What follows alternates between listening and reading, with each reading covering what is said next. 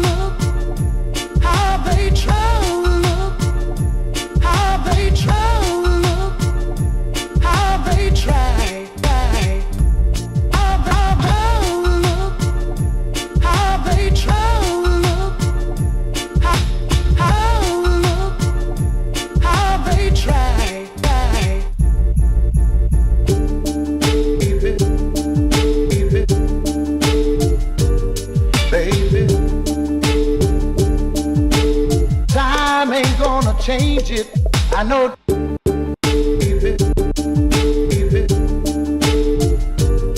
Baby, baby,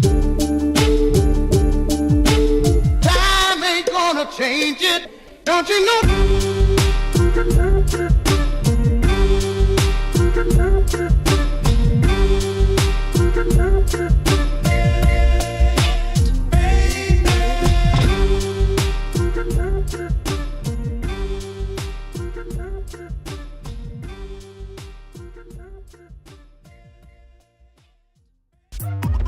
Hey guys, Keegan Clark here.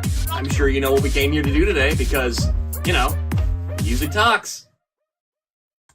Hey guys, and welcome to Music Talks. I'm your host, Keegan, and we've got another guest here with us today. This is INSMNC. Sure, many of you guys already know who he is. But in case you don't, he is an indie producer. He plays with all kinds of different samples. Very creative fella. Absolutely. Let me change the old Discord source here. Now people should be able to hear you. Nice. All right. I'm experimenting with the new Beans strat, where I'm like having individual sources for every application. It's especially handy for interview streams. I've found. Excellent. So how are you doing? How are you doing, dude? Man, I'm doing good. It's a beautiful day. I'm still kind of basking in the energy of yesterday. Yeah. With that stream marathon. That was a good time. Definitely beautiful thing. Real celebration of the community and something that man, I was saying on the chat last night. Mm-hmm. I never really got to be a part of like a real music community before. So it's something that really feels special. You know, it's been a beautiful experience, and you know, I really value that. So you know, just kind of count my blessings, feeling thankful. It's that time of year anyway. True. And so definitely excited to do this. Love talking about the process. Love talking about art, everything like that. Mm-hmm. Oh yeah, we're gonna get way in the weeds with these questions. I've got a script of good quality questions from a lot of different people, including mostly myself, but a lot of other people have also contributed to this questionnaire. I've sculpted it and constructed it through trial and error, through less than perfect interviews, but interviews nonetheless. I've been doing this for a while. And I think I've kind of narrowed it down to a science, but I'm still adding more questions to this day. We are gonna get right on into it as soon as I find the questionnaire. I got so many. And is there any delay on me, or are you good with my audio? It looks fine on my end. Outstanding. Of course, I don't know if stream has any issues with the delay, but it sounds we both look fine on my end. Oh yes. All right, here we go. So, this first series of questions are what I like to call the "Who are you?" questions, because they talk a little bit about your history and what made you decide to pursue art, as well as your aspirations and where you hope to see yourself in the future. So, to start us off, the first question, well, this is technically not a question and more of a request, which is to show us your oldest and newest tracks. This is a little show and tell that I believe was originally recommended by Abstract. When we first started doing these interviews, and I was looking for recommendations. And all of you guys can still ask questions in the chat, and if I like it, and if I like them enough, I'll add them to the permanent rotation. But yeah, Insomniac, do you still have your oldest track available to you? And if not, you're the second best thing? Right. Well, the oldest track I have available currently is, you know what? Possibly on my Spotify, on my SoundCloud. But SoundCloud, okay. Yeah, and I'm trying to think what it would be called. Just SoundCloud, Let's nowhere see. else. You know what? It actually might have been wiped because I recently changed my SoundCloud account. So the oldest I have currently is on streaming, the all-in Insomniac remix by Philly Raw Rap, Al Mal, Shotokan, EJ Bar, and Iron Lion. So that was something that I did. It's not super old. And in fact, as I'm gonna kind of elucidate on. I've been doing stuff for much longer than that, but I've taken so many breaks that most of the things, pretty much everything I've done in the past, is not any longer available. And what is this on? Yep, it's called. Here, I'll try to find the link. It's on streaming. And I just let's need a see. name. I could probably find it on YouTube Music. Yeah, it's called All In Remix. All In Remix. Is it Let's a see. single? Oh, here it is. Yes, and so I'm going to share this link in our chat with each other on Discord here. Here we go. Okay. Let me check the Yeah, let me yeah, check the link here. Okay, I see it. yeah. All right.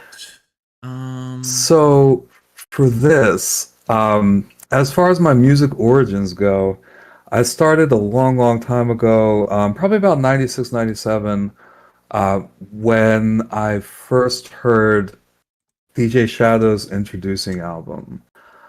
And that was really the thing that gave me the inspiration to make music on my own. And it was like when a punk musician hears the Ramones for the first time, something like that. It was something that showed me that, like, hey, you know what? I love this and I can do this. All It gave me right. that inspiration. Cool. And so that's like the key. That's the Rosetta Stone to everything I do, really, is that DJ Shadow Introducing album. And so what I started with, like when I was a kid, I didn't have any music stuff, but we had a Windows 95 computer, and I had the sound recorder app, and I would take sounds from like system sounds and like this game, the very first Civilization game that I had, and I would go into the sounds of that and everything and like sample them. Basically, that's how it started. I would start to like manipulate them and just kind of reverse them and stretch them out and stuff. So that's why I say on the track INSMNC on the sound recorder app, I was 16 divided by 4, it was pristine. Because what I would do is take the Oh. amount, I would like take the length of time of a sound clip and then try to divide by 4 to get like how long a beat would be, like Dude. a quarter of that. That's And so start to like clever.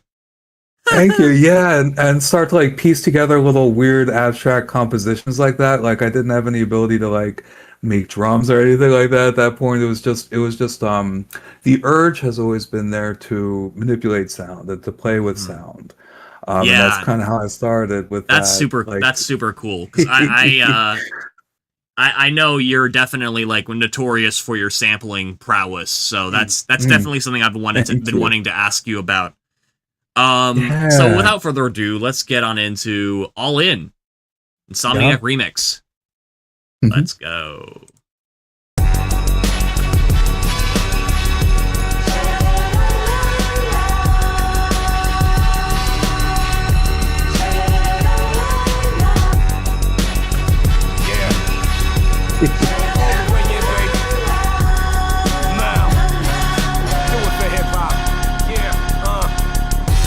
Everything that I'm doing is sacrifice. I'm doing it for music. I have the mic clutched in my hand, yeah, like the eagle claw.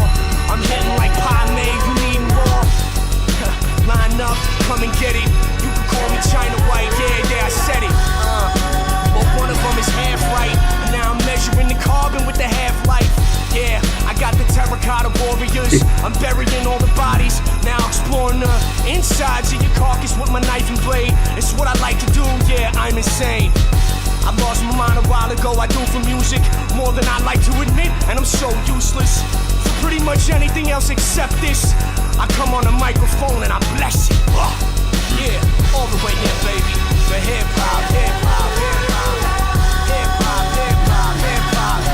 You ain't hip-hop, you ain't hip-hop. Spitting venom on the mic, gripping with the eagle claws. If you wanna fight, I hit him with a lethal paw. There's an eagle who's the first to draw you out on the chalk. Bodied on the mic, you crippled when you walk. Riddled with the deadly venom, let me see you try and talk. All the snakes can't talk if you are dead. Talents from the heart will get you ripped to shreds. You dripping red, all black, black. Talents busting rounds, I'm aiming for your head. Chambers number 36, I'm busting all the lead. Rusted steel is dripping brown to shred. I'm gripping rappers by the shreds for all the spit they said you murdered in the booth. Sold to pieces by the dragon's tooth. Martial law slaying versus loose. Raiding, lightning, and it shoots down. All your backs, get back, hit back, flip, crack, nah, busting moves. Who's the first to lose? Gamble with your life, the headline in the news. Battle to the death, I'm getting jacked like Terry Crews. Chill, go, Shotokan, Ow Mal, EJ Bar. Terracotta warriors up in here. Terracotta army, tip, let's go. Let's go. Let's I'm go. all the way in. Terracotta Army is clever as hell. Trying to spear up, she is spleen, you know what's E to the J. I got bars for days, these terracotta ways put masses in the days. Got them phased, my eyes blaze red with anger and rage.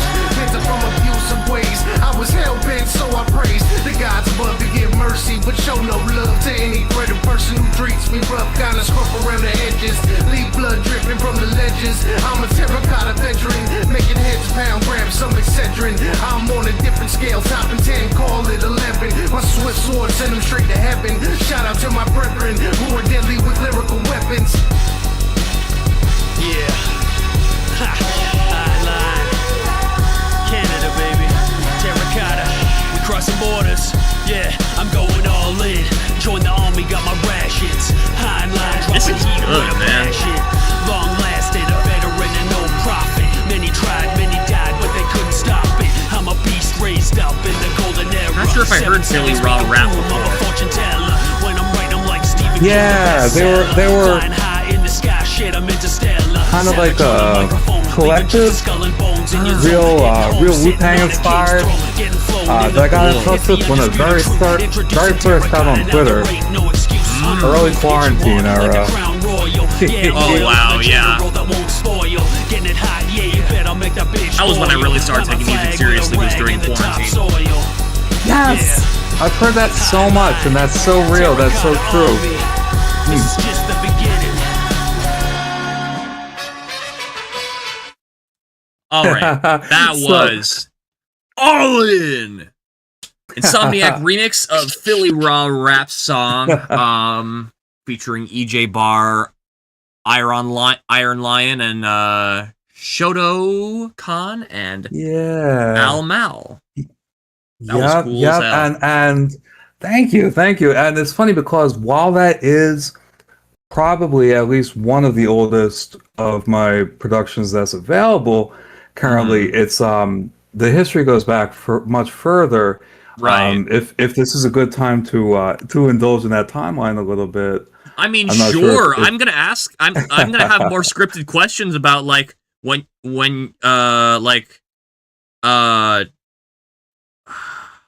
how when did you know you want to make music or kind of stuff like that. But if you want to talk about it now, that's fine.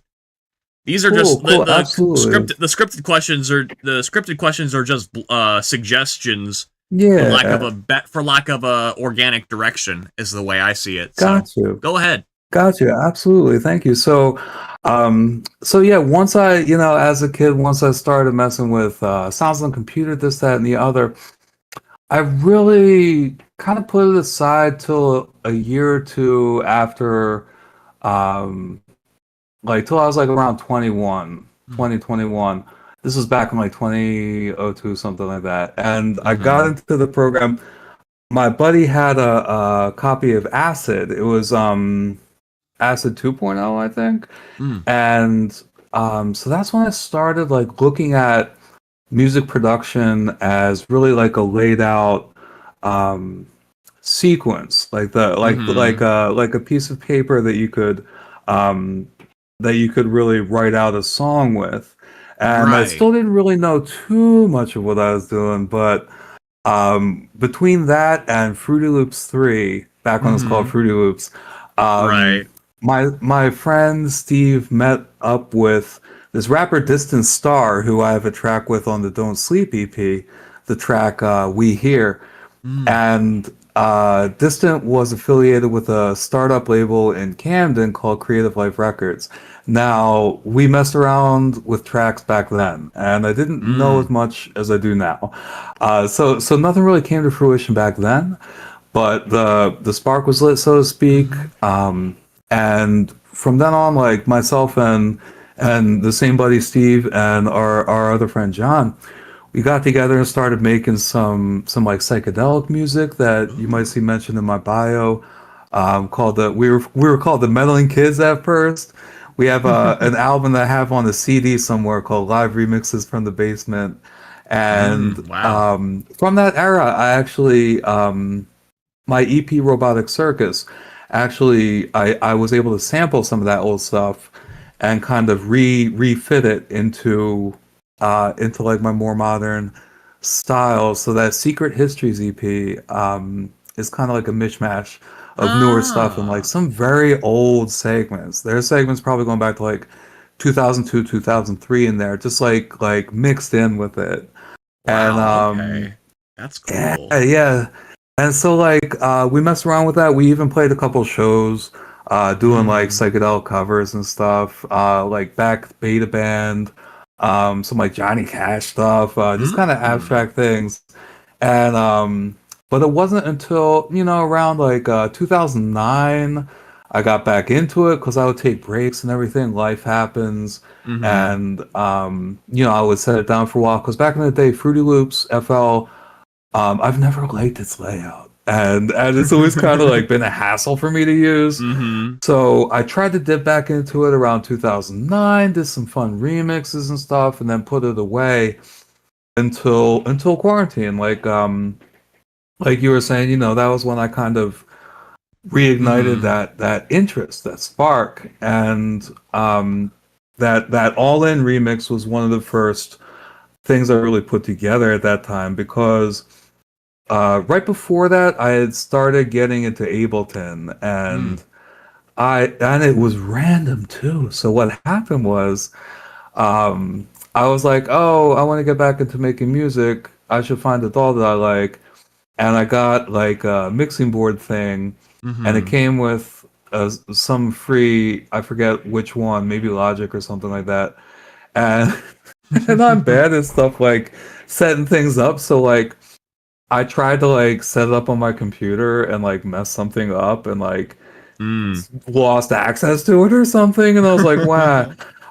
But then I found like a demo of Ableton or something, downloaded it Mm. and like fell in love with it, and Mm. eventually ended up getting the full version. And so once I had Ableton, it was like finding the weapon or finding the thing that's going to work for you, because Gotcha. other programs, other DAWs, this, that, and the other had always been so frustrating to me. But the layout of Ableton, like the song style layout or whatever, is just like a fresh piece of graph paper to me, and it just really syncs with the way that I think about things. And so once I had that, I was like, "Ooh, it's on." And so I used that previous awareness of sound, of music and such from before, going back all the way back to, messing with sound recorder, Right. and was able to really take a leap. And so then quarantine happens, and it's like, okay, I'm stuck inside. Let me just start messing with stuff, just like a lot of people. I've felt like I had to do something, and it Right. really Right. kept me, yeah, it really kept me going, because those were dark days, and there was like, you need something to hold on to, something Hmm. to give you encouragement, give you inspiration to keep going. Oh And yeah. so then so I started like reaching out. I did a track with like a Serbian rapper I found on Reddit. This, that, and the other, just trying to find anybody who would be willing to work with me on any kind of thing. And then I ran into these Philly Raw rap dudes on Twitter when I first started out. And Hmm. yeah, I did a few tracks with them. And this remix, like, once I remember my now fiance, we had gotten together in 2019, Uh-huh. and I was actually living with her during quarantine. And I remember the first time I played this track for her, and she was like, "Wait, this is you?" And man, that reaction, that's the best reaction ever when somebody's, Like, and I'm sure yeah, you've yeah. experienced this, yeah, when Yeah, it's somebody's like, like, wow, wait, "Wait, this is you you? did This is this?" yeah. Nah, yeah, Ooh, I that's such a win. totally get it. We listen to all kinds of music. I play with my mom. Sometimes she forgets which songs are mine, and she's like, "Wait, is this you?" I was like, "Yep." Or yeah, Oh it's like man, it's cool. It's a cool feeling for sure. It's super awesome. yes, yes, it's Um, like self-actualization. yeah, yeah. Mm. Mm, And yeah, from there, like, I just picked up little bits and pieces of information from people, because like, mm-hmm. I've never, like, I played trombone as a kid, so I did have some Right. I remember formal that lore musical about you. instruction. Yeah, but as far as samples and beats and everything like that, I've never delved into like tutorials or like Mm-hmm. anything like that, mostly because of my stubbornness, mostly because That's I want to real. be like, no, I did it, this is how I do it. um and so like I started to kind of develop my sound, pick up little uh odds and ends along the way, like, oh, this person mentioned doing blah blah blah, maybe I should do that. And Mm-hmm. just kind of developing that. And I had some hiccups. I reached out to some people and paid them for features, and maybe it worked out, maybe it didn't. But there's a couple tracks that have never seen the light of day. Mm-hmm. But in that push, it was really encouraging to me to like really start exploring.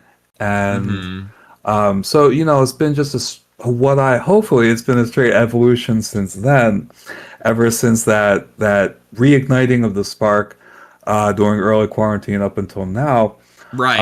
It's really hopefully been on a nice rise. But I'd say that's so. kind of background. Thank you. And I'm trying to remember exactly when I got connected with like the indie boom world. Mm-hmm. Um, that was It's funny, probably we're like covering maybe. all we're covering all these different I'm gonna have tons. I have so many scripted questions that you already answered just from your rambling. And it's like it's great. It's Yeah. great. It's great. I tell me about it. Tell me about it. Yeah. Yeah, absolutely. So yeah, it's been a super fun thing. And um with with with that, okay, so yeah. Just like I said on that track again, INSMC. Mm-hmm. Um uh Looking for a spot to show it off. then it struck me, linked up with Zaphod and Lucky. So basically, I was making music. I was starting to make beats. I wasn't Mm-hmm. vocalizing yet. Mm-hmm. But I was like, oh man, I'm making these tracks. They're pretty cool. I want to show them off somewhere.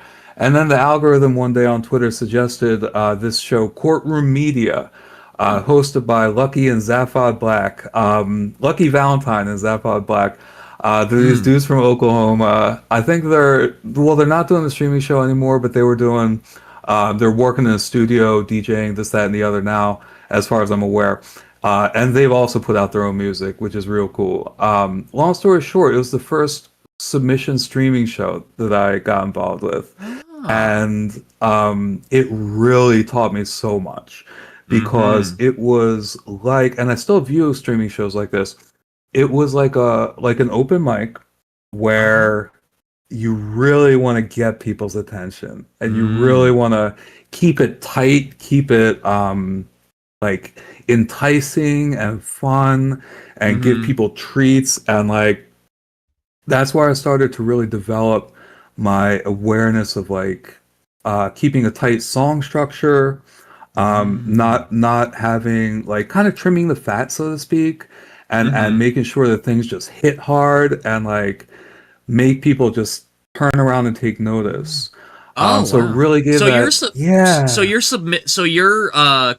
you attending submission shows, music shows that assisted in that like helped shape the way you produce music. That's fascinating. 100%. And like I would notice, and still do, like I would notice like what gets reactions and what kind of things people really say, whoa, what's that? And really like exclaim over, and not necessarily try to do the same thing, but just take pointers from it and like find ways to make things more enticing or more easily enjoyable. I'm a big believer in like the pop art concept of things should be immediately enjoyable.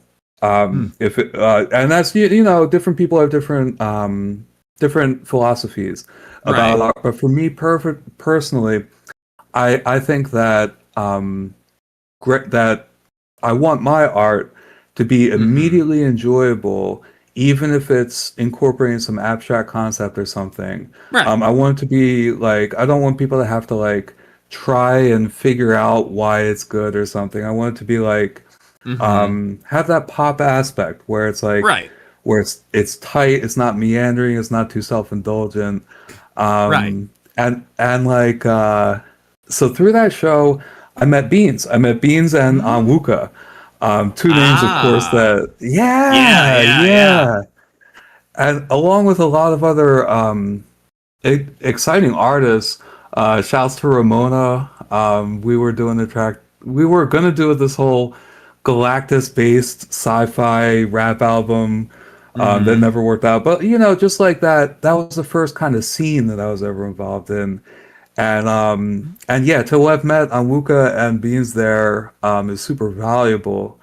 And of course, Anwuka being such a chill dude and so down to experiment and open to like whatever kind of weird sounds I was thinking of, and concepts and everything like that, because he was coming from his own place of kind of comic book inspired, anime inspired music like that. So it really clicked, and that was really when, like, I think it was maybe around after that show kind of stopped broadcasting, because they stopped after a while to focus on careers or whatnot. But then me and Wuka got the ball rolling from there on the Portals album, and that was really that was like the incubation or whatever, when I really started to feel like not as alone in the music world. And I also, oh my goodness, besides Anwuka and meeting Beans, I also met Sin around that time. Hi, James. And welcome. James, good to see you, yo. Also, Survival and Negativity, Sin, who I met through SoundCloud messages. I literally sat down and just wrote, like, looked up people and browsed and probably sent messages to like 200-300 people at least, trying to just. It's like how you send out resumes like crazy. Like I was just like, I Right. need to link up with people. I need to find people, and he was like one of the very few that ever responded. And man, we've just been making a lot of tracks since then. We have the day and night track was one of the first ones we ever did together. So I would say I met those three around that time, and just started to build from there. And finding more shows, branching out, this, that, and the other, and very relieved and grateful to have met this community that we're in right now. Oh yeah, yeah. Yeah, it's like so encouraging and supportive. But at the same time, you can tell if something's like, if something's hitting, if something's not hitting as much. But it's like just very much a sense of community, and because a lot of streaming shows are not like that, and Yeah, a lot that's of fair. like, yeah, Nah, yeah. I mean, I had my own experiences. Like my first indie music show also wasn't Indie Boom Shockwave. I attended an indie music show that was on the very same Discord server that I ended up inheriting, essentially. wow. Which is an interesting story. I met Abstract. He's basically the reason I know all of you, because he was the one who got me on Twitter. Cool. He was the one who convinced me to look on Twitter to find indie artists. He was the one who originally owned the Music Space Discord server, and he was friends with the first guy who was live streaming on that Discord server, and making like music submission streams. Like the guys you mentioned, he's not doing it anymore. And he kind of left the space altogether to pursue his own stuff and kind of distance himself from a lot of the people in the community. But since then, since then, Abstract also decided to quit social media altogether, and thus, just from me being a constant presence on the Discord server, I was first given mod permissions, and because I was so persistent, Abstract decided to pass the server on to me when he decided to leave social media. So it's pretty crazy. I was just like, because I was basically like handed the position I'm in this community now. Like I know all of Abstract's friends. I own Abstract's. I'm on Abstract's server. I owe him a lot for a lot of things. And to further that, I'm realizing we didn't even really listen to the newest song. We just went on this long tangent about a bunch of things, which arguably answer a lot of the questions I have scripted here. It's probably going to be another one of those interviews where I like come up with only ask the appropriate questions, which is a common thing. But yeah, all of that is to say, I really appreciate the community, and it is always a very interesting journey on how you arrive at those places you are in a community, if that makes sense. Yes, absolutely. The evolution of relationships and kind of like the family tree almost of how you end up where you are. And there's a degree of it that's almost mystical, I feel, where just, if it weren't for clicking on this button here and there, or being in the mood to join into a stream at one point or another, things might not have clicked that way.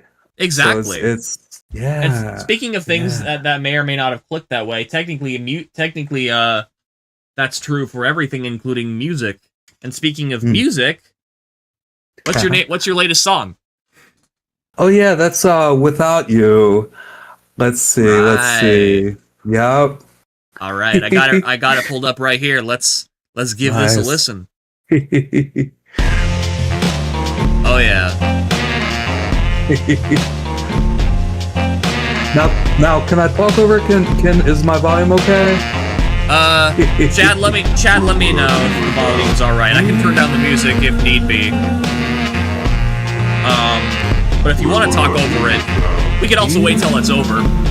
Yeah, it's a short song. Yeah. Where will I be without you? Where will I be without you?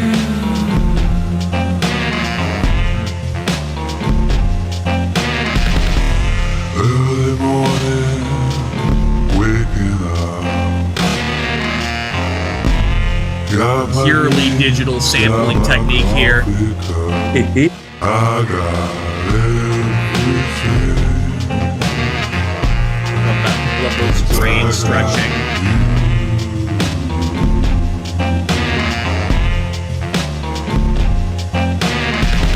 Wrapped up in warm, girl, I'm at your side.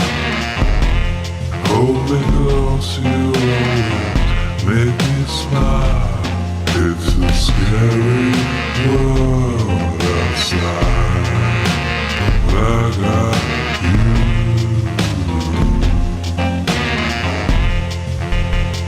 Where would I be without you? Where will I be without you? Where will I be without you? Where will I be without you?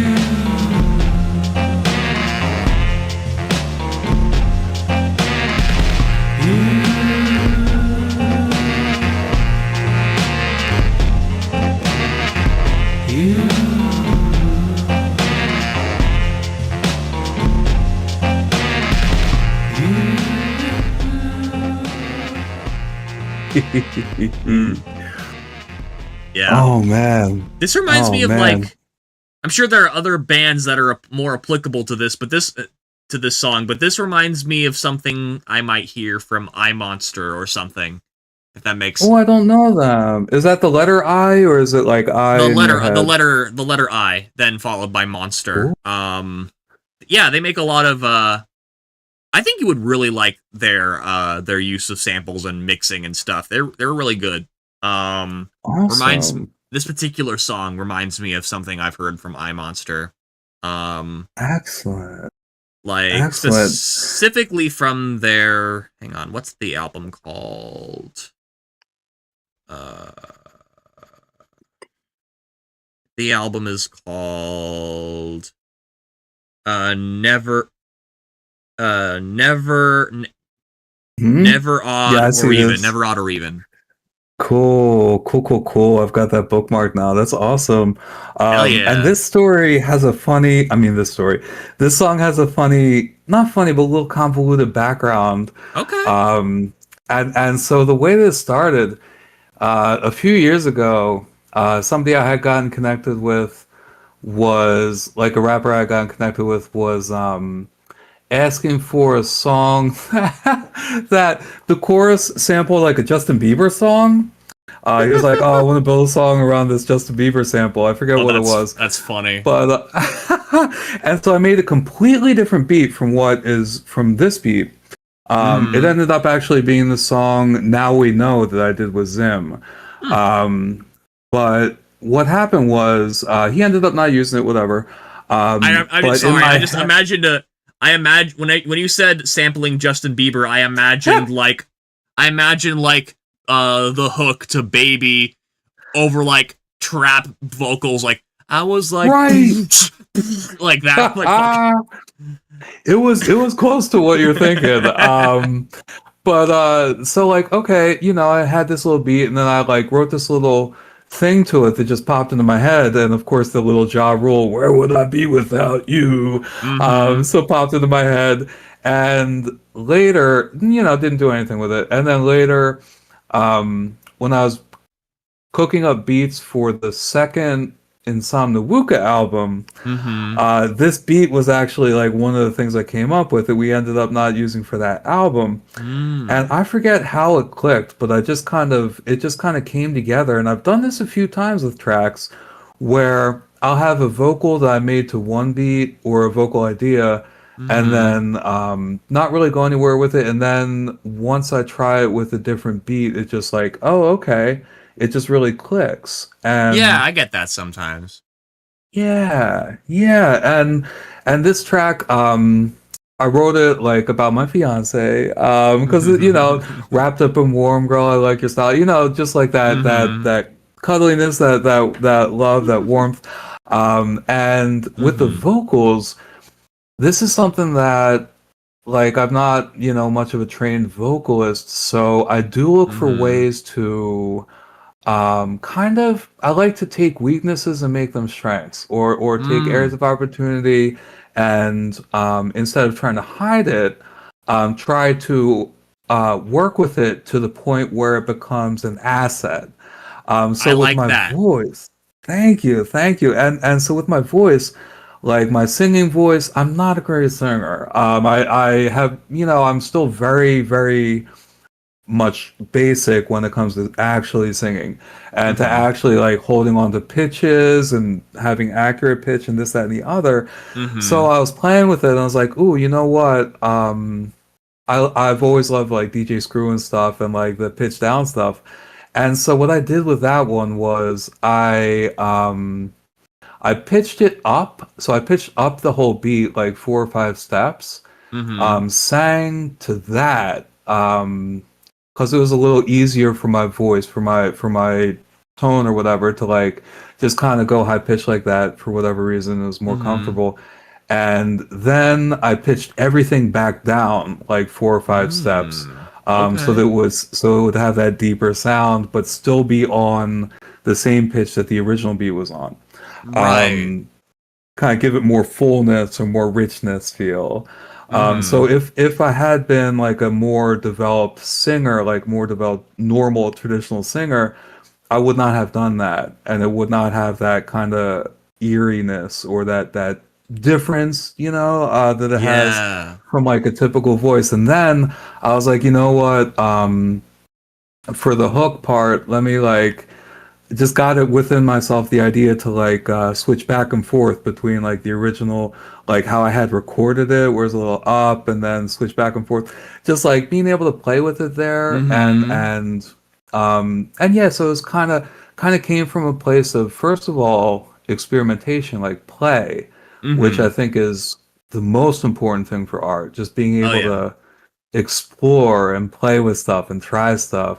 But it also came from like having limitations and working with them to the To make point them where assets. it's, yeah, it's Yeah. not something you're embarrassed by as much as it's something that I becomes, yeah, I get that a lot. I mean, yeah.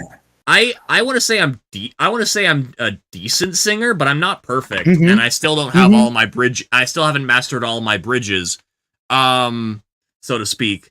But Mm. like like there are there are certain notes in my mid range that I can't sing reliably well without flipping into falsetto or pulling my chest. So Right, oftentimes I'll right. sing very softly, and that almost Mm. becomes kind of its own aesthetic in a way. Yes. Yes, that's exactly just like with me and the and that kind of like sing song kind of like softness. Like you'll notice Mm-hmm. the earlier vocal stuff I do is is a little more maybe unsure sounding, or maybe a little more, maybe a little more wispy sounding. Like I have Mm-hmm. over the last few years kind of gotten a little more comfortable with that. But yeah, when I was Mm-hmm. starting I was like, okay, I kind of have this soft voice, so let me really indulge in that and really do this kind Right. of like woo floaty, Right, floatiness. right. Yeah, yeah, yeah. Yeah, I love that idea of like limitations becoming something that leads to an aesthetic that sets you Mm-hmm. apart from people, because Yeah, you don't yeah. want to, And it's like it's yeah. not just human limitations, like part of limitations of technology too. Like that's what creates great art, Yes. great aesthetics like chiptune and and the limitations of early synthesizers that were monophonic. Like that's how ARPs were. That's how ARPs were created. That's how that whole style was created through limitations. And I think that's really cool. It's like to find creativity and ingenuity, find something cool out of the limited things you're able to do with something, whether it's your voice or your instruments, whatever that may be. I think that's really cool. Definitely the mark of a good artist. Thank you, man. And oh yeah. Mm-hmm. Oh no, it's. I was just gonna move on to the next question, unless you, if you've. All right, so surprisingly, I don't think we touched on this one. Do you want music to be a hobby or a career? That's a great question. Likely a hobby, and I say that with the cynicism of the middle-aged person that I am. Right, and but not necessarily because you want it to be a hobby is the type deal. Right. Yeah, because I listen to stuff and I'm like, I'm so competitive. That's one of the main things about me. That's something that keeps me inspired to make music is just I'm so competitive and I'm like, man, I want the spotlight. So like, if I could, man, I would as a career. But at the same time, there are limitations. One of them being my focus and my ability to pay attention to things and to kind of really stop and slow down and take that seriously, because it is such a different skill set and it is an entirely different perspective. And also, of course, I like using uncleared samples and things like that. And even more so, the very little bits of glimpses I've had into the professional music world, it really can be off-putting. The people, the personalities that you can run into, I get that. Yeah. The indie music industry, the music industry, is, I mean, it's pro-capitalism first and foremost. Sure.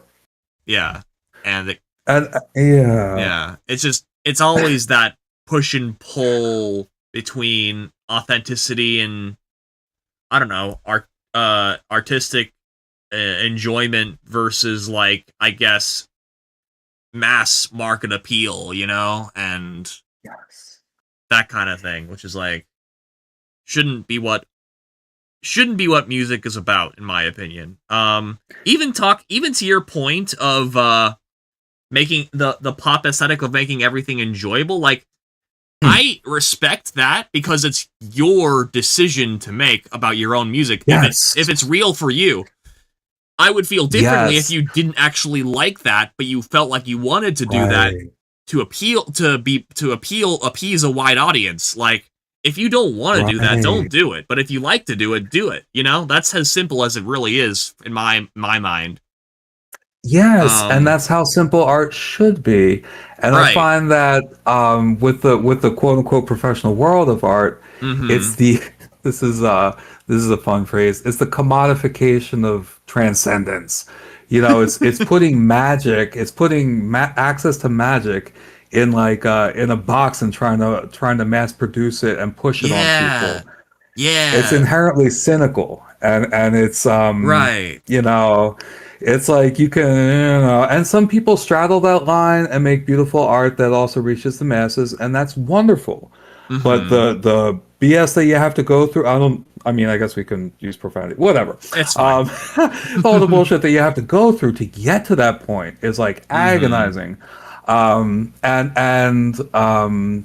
also, like, it comes back to, like I was saying about being stubborn. Just like I don't want to look at how anyone else chops samples. I don't want to take advice from people on how to make beats, and I hate when people tell me what to do. And so that comes back to music as self-expression. Like I do not want any kind of person in my ear saying you got to do this or you got to do it that way or we can't do this or that's no good. Right. Like I'm here, as obnoxious as it might sound, I'm here to kind of like celebrate myself and like spread my own vision and my own way to present myself. And so I'm, last thing in the world I want is like a label or something saying like Telling we're me, not going to release this song or whatever. Or you got to work with this person or that person or blah blah blah, and it just spoils the magic. And because art's at the end of the day about art is at the end of the day about the artist, not external influences that go against what the artist wants. That's exactly. Art in its purest form. Yes. And that being said, my favorite producer ever is RZA from Wu-Tang. Unbelievably inspirational to me as a producer. And at the same time managed to, tour around the world, sell platinum albums, this, that, and the other, score films, direct films, everything like that, have an entire aesthetic that's his and everything like that. And I respect the hell out of it. But I don't know if I think I'm too ornery to go along to do all the glad handing and all the networking necessary. I like networking when it's with people like you in the indie boom world, where you're just kind of doing it for the love, with buddies, and yeah. So like, would I like to sell platinum records? Yes. Do I want to go through all the bullshit necessary? No, and especially not. Not that I'm ancient, but especially not at the age I'm at. Like maybe if I was like 20 or something, I have more like willingness to go along with stuff like that. But the older I get, the more I'm like, nah. I want to be me, and express myself. Right. I feel like, I mean, I'm 26 and I've had the exact same thoughts and contemplations you were having, and I more or less arrived at the same conclusion for different reasons, but similar enough reasons to what you listed. As well, like, for me, I didn't want the public scrutiny, or I didn't want to be labeled as a celebrity or things like that. I didn't want a label telling me what to do. Although I was thinking, although for a while I decided I wasn't going to go with a label regardless because of that reason. But even if I were to just chase fame or acquire fame through being indie, which is possible, people have done it. I wouldn't want to be some showstopper. I wouldn't mind decent popularity and notoriety, but I don't want random news articles to make money off of my personal life. That's what I don't want.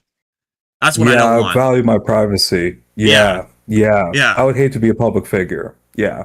Because I've thought about like even at times, because I'm very opinionated and passionate about things in general, and I've even thought about in the past, like some sort of local politics or running for office or something like that. But I could not stand that scrutiny because I love my privacy. I value my privacy. Right. So I just simply I'll have my strong opinions, but at the end of the day, I want to be able to, walk down the street and just be me and not have people like stare at me all the time, Yeah.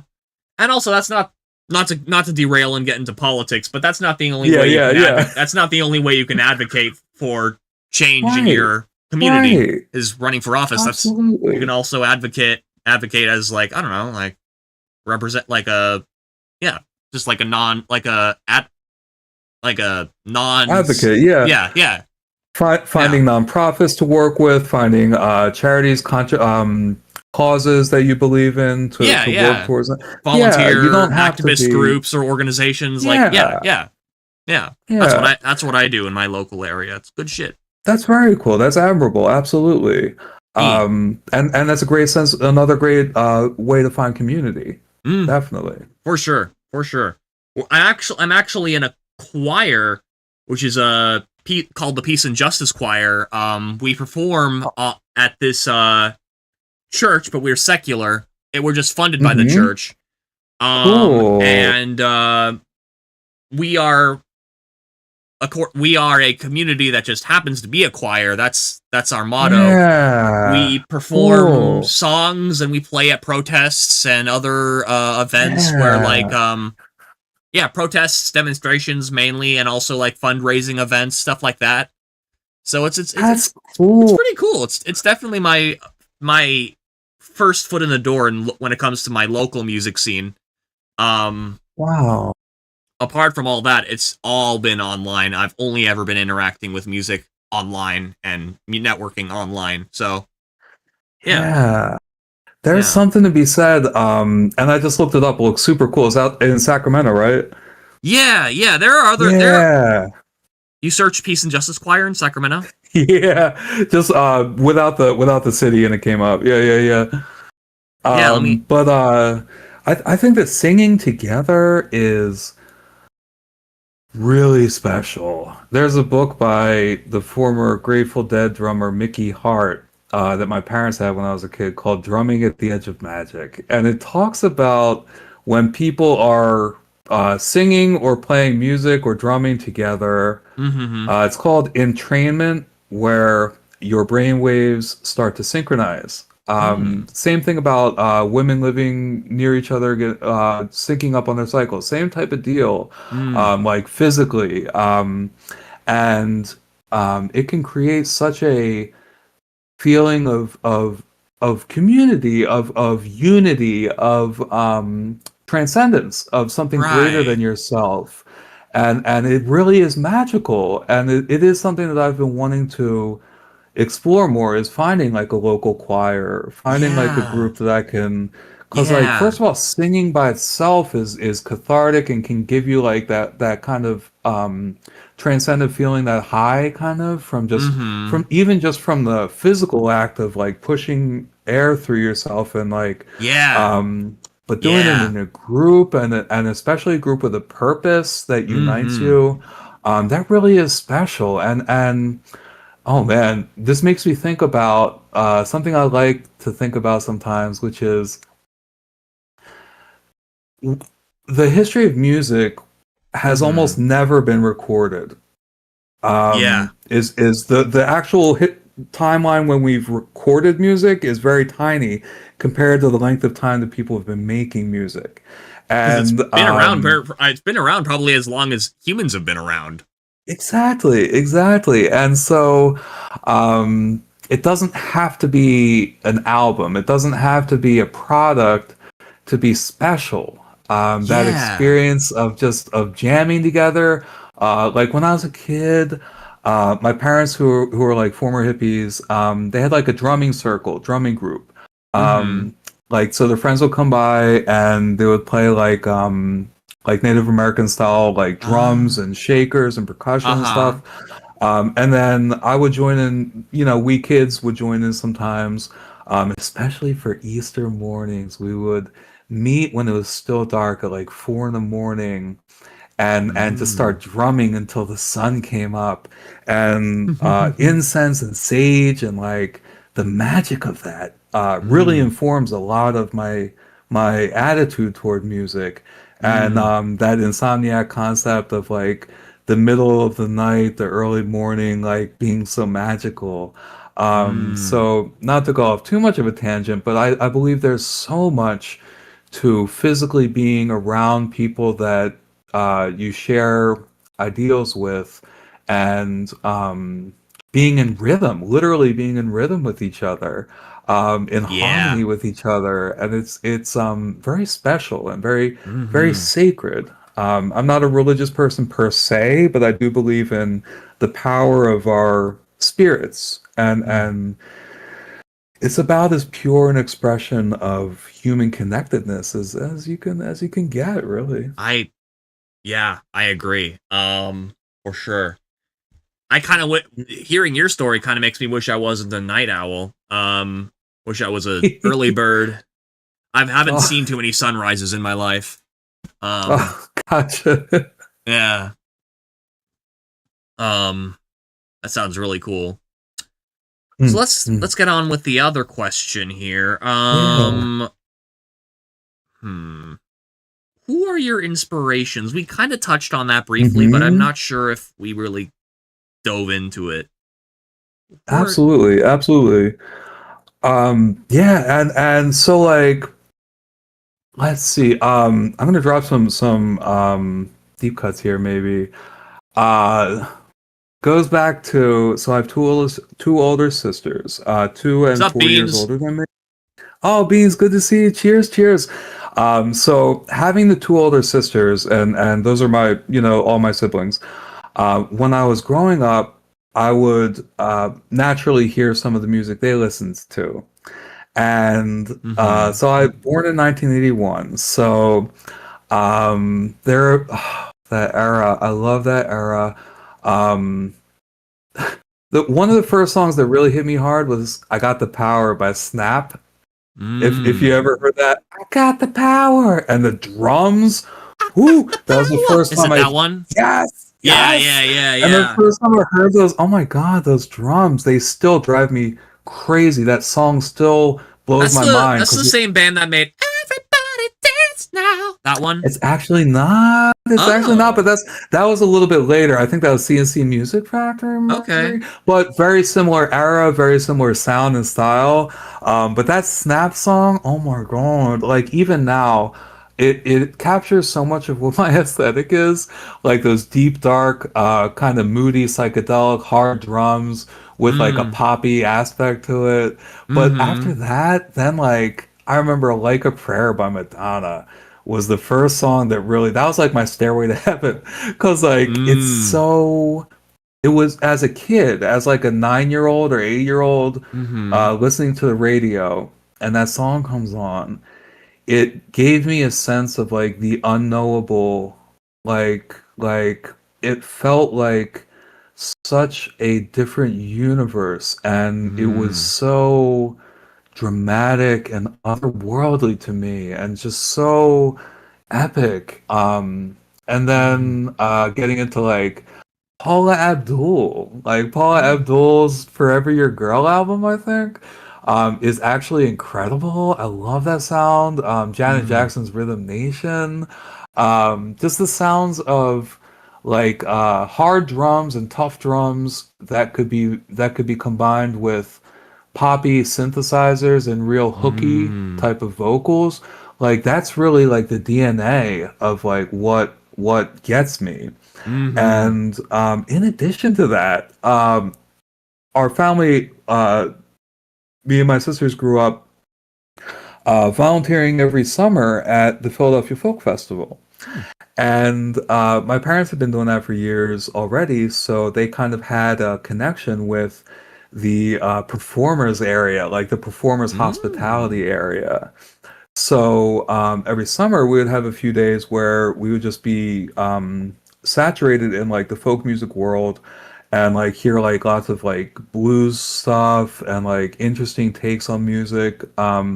And also being able to like rub shoulders with people like that. Like I made like peanut butter sandwiches for like R.L. Guthrie and Odetta and stuff, and like all this wild stuff. So that was really influential. Like the idea of like I look at hip hop as folk music Mm. because it's ordinary people um, making music without necessarily like a prescribed format or a prescribed style, and combined with like this group, this leader of a band, Babatunde Olatunji. I'm gonna put that in the chat. Baba I'm sorry, but Tunde. that explanation about hip hop is so like that's clippable right there. That's like really cool shit. Thank you. Excellent, excellent. And this dude, Babatunde Olatunji, my parents had a record of his. So he was pretty big in like the 60s and 70s, I believe. Mm. And the album Drums of Passion is what it's called. And he was the leader of a huge group of drummers, Mm. African drummers. I forget what country they were from in particular, but their albums were just like amazing. One of the songs in particular, Jingo Bob, was like later there was like a electro version that became big in like the 80s, early 80s, late 70s. But so rhythmically captivating. That was really so between that, like the more traditional, like African, like tons of drums, percussion happening, between that and like the electronic drum synthesizer world of like pop music of the like 1987 88 era.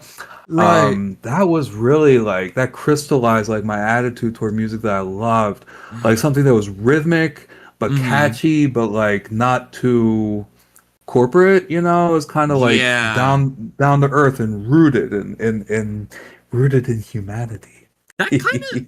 It's funny you mentioned that because that's kind of the vibe I get from your music because it is rhythm. It is rhythmic. It's catchy, but it's like kind of like it is it does feel rooted in something. It feels like it's just me. It feels like it's I don't know, like moving like I don't know. It's hard for me to articulate, but it's like Hmm. a lot of the samples you use. It's like something about it is very uniquely you. Like no Mm. matter what sample you use, it's very easy to tell that it's been touched by you. I can't really explain it. It's Oh, just the way the way you work with your rhythm. It's like the like it's I can't articulate it, but it's like yeah. yeah, it's you. I appreciate that so much because at the end of the day, that's what we do it for, you know, is to say to the world, this is me. This is how I view Right, things. This is how I feel. This is what, you know, excites me. Um, you know, that's the right. core of art, of any art and that's what I always want to do is, especially I look at hip hop, that's why I fell in love with hip hop, especially Mm, because it's such a clear, it's the message is I'm here, acknowledge me. right, This is me. I'm you know right. um, I'm getting misty because like when I got into hip hop, which was not early, you know, I liked a couple tracks here and there, but like not until like I was 15 or 16 did I really start getting into hip hop and Mm-hmm. just the it I've said before that it was almost like an older brother to me Mm-hmm. because it showed me that you could stand up and express yourself proudly and without apology and for all your you know, warts and all, positive, negative, you matter. You stand up in the world Mm, that is indifferent to you and you say, this is me. I'm mm. making you understand who I am, and by doing that, I'm lifting myself up and celebrating myself. Now you're making And me misty-eyed. That's oh super man, cool. That's whew. that's that's so awesome, especially given the Hmm. history of hip hop and how it came to be. Like Yes, yes, that's so accurate. It's so cool. man. Yeah. Oh, Mm. oh. Let's see. Did I did you explicitly answer this question? I'm not sure. Oh. When did you know you wanted to make music? You might have answered that question or not. I don't. Right, right. Well, I would say it was definitely that day in I think it was 1996, late 96, early 97 when me and my friends went to the Cherry Hill Mall in South Jersey Mm. and we stopped at the Tower Records outside the mall, and Tower Records used to have like a listening station where they would have like four or five recently released albums, CDs that you could listen to. And from the Mm-hmm. second I turned on that DJ Shadow introducing CD, it just connected on such a level. And I got the CD, took it home. At the time, I was super into like Smashing Pumpkins, like Metallica stuff, and this and Mm. that. But this was a brand new world to me, and immediately felt accessible, and immediately felt like I get what's going on. The progression of samples, Mm. the moods, the atmospheric aspect of it. Immediately, I was like, this is something I can do. This is something I want to do. And Gotcha. what we did back in the day before I was, using music programs or anything like that, Mm-hmm. my friend's cousin showed me how to use a cassette tape to put scotch tape over parts of it, so that you could like record stuff like over top of other stuff on the cassette tape, and like Whoa. if you put it on another part, then it slows down everything, and makes it like and so me and my friends got really into trying to outdo each other with like how crazy we could do transitions from like one style of music to another, recording it onto cassette from CD, and like just wowing each other with like, oh man, it went from this like Rush drum solo into like a Beastie Boys song, and then like there's like a Metallica song came on real hard, and then like Eric B. and Rakim, or like all this and that. And so that was the start of me expressing myself through music, and then it got into like I mentioned, with sound recorder and stuff, and using the program Acid and Fruity Loops and everything. So like I knew that yeah, from that moment when I got that DJ Shadow album in late 96, early 97, I knew that like I can do this and I want to do this. Because before, music was something that I loved, but it always seemed inaccessible. Like I knew Right. I'm not like a guitar player. I can't play guitar. I can't, Mm-hmm. play drums or whatever. I don't have that coordination. And I'm somebody who the producer role fits because I don't love to me it's tedious to practice so much, and That's real. and I have all the respect in the world for musicians. Like my friend John's an incredible musician, incredible guitarist, plays all these Mm-hmm. different instruments. But I can't stand the repetition of playing a song 1,000 times until you're really good at it. I'd rather Mm-hmm. be the one creating soundscapes and like taking my time thinking about it. So yeah, that was when I realized that I can take that mindset and still make music without having to like, practice a million times till I get something right. Right. Yeah. It's funny. I have a similar approach. Like I don't play any live instruments, but I work in MIDI arrangement and Yeah. stuff like that, where it's like dragging and drop note melodies, and that was Yeah, my yeah. introduction to music production. So it's Mm. like there are all kinds of different avenues to explore that besides live instrument playing. I'm learning keys, Yes. but it is a long and slow Excellent. process, um, and not a necessary one. Uh, but for live performing, I am like looking forward to like figuring out how to like at least turn knobs on synths and change like it's not the same as DJing, but Right. it's I've thought of the idea of only using FL Studio, which is my main DAW, as like a Hmm. sequencer. Yeah. Maybe even going DAWless and having a bunch of synths into Cool. like a drum machine attached to like a MIDI Yeah. clock, MIDI info, and just like turning dials, like not exactly playing any instrument in the traditional sense, but still controlling the way things are presented in a way. There's all kinds of different ways you can make music, Yes. while still preserving that creative direction, that creative control you want. Mm. Just different styles, different methods. That's what I like. That's what I like about it. It's very diverse. Yes. Yes. And you don't necessarily have to have that entire background. You Yeah, can yeah, kind of set out and explore. yeah. And like I know you have I know we've talked about this because I've also been open about my ADHD. Mm, I know that mm. you have ADHD, and for a while until I found and I'm still experimenting with medication, but Yeah. for a while I felt the exact same way, and I still do. It's like I don't have the patience to practice.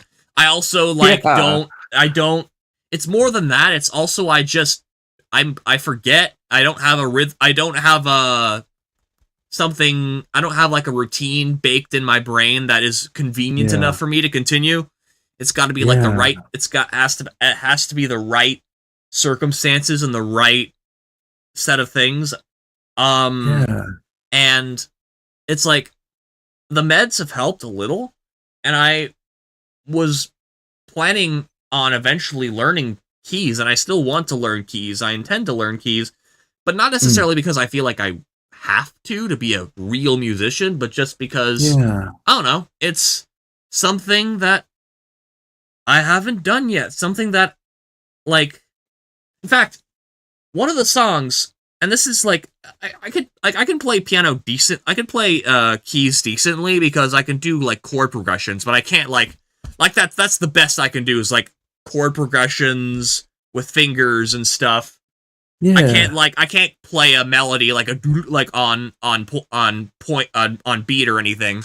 I still very much rely on like sequencing and shit. Yeah. But I in one of the songs on the Certified Robots album, Mm. Encore, I created that chord progression just by experimenting with fingers on a keyboard, and I don't think I would have come up with that had I not been playing on a keyboard. It's just a different Right.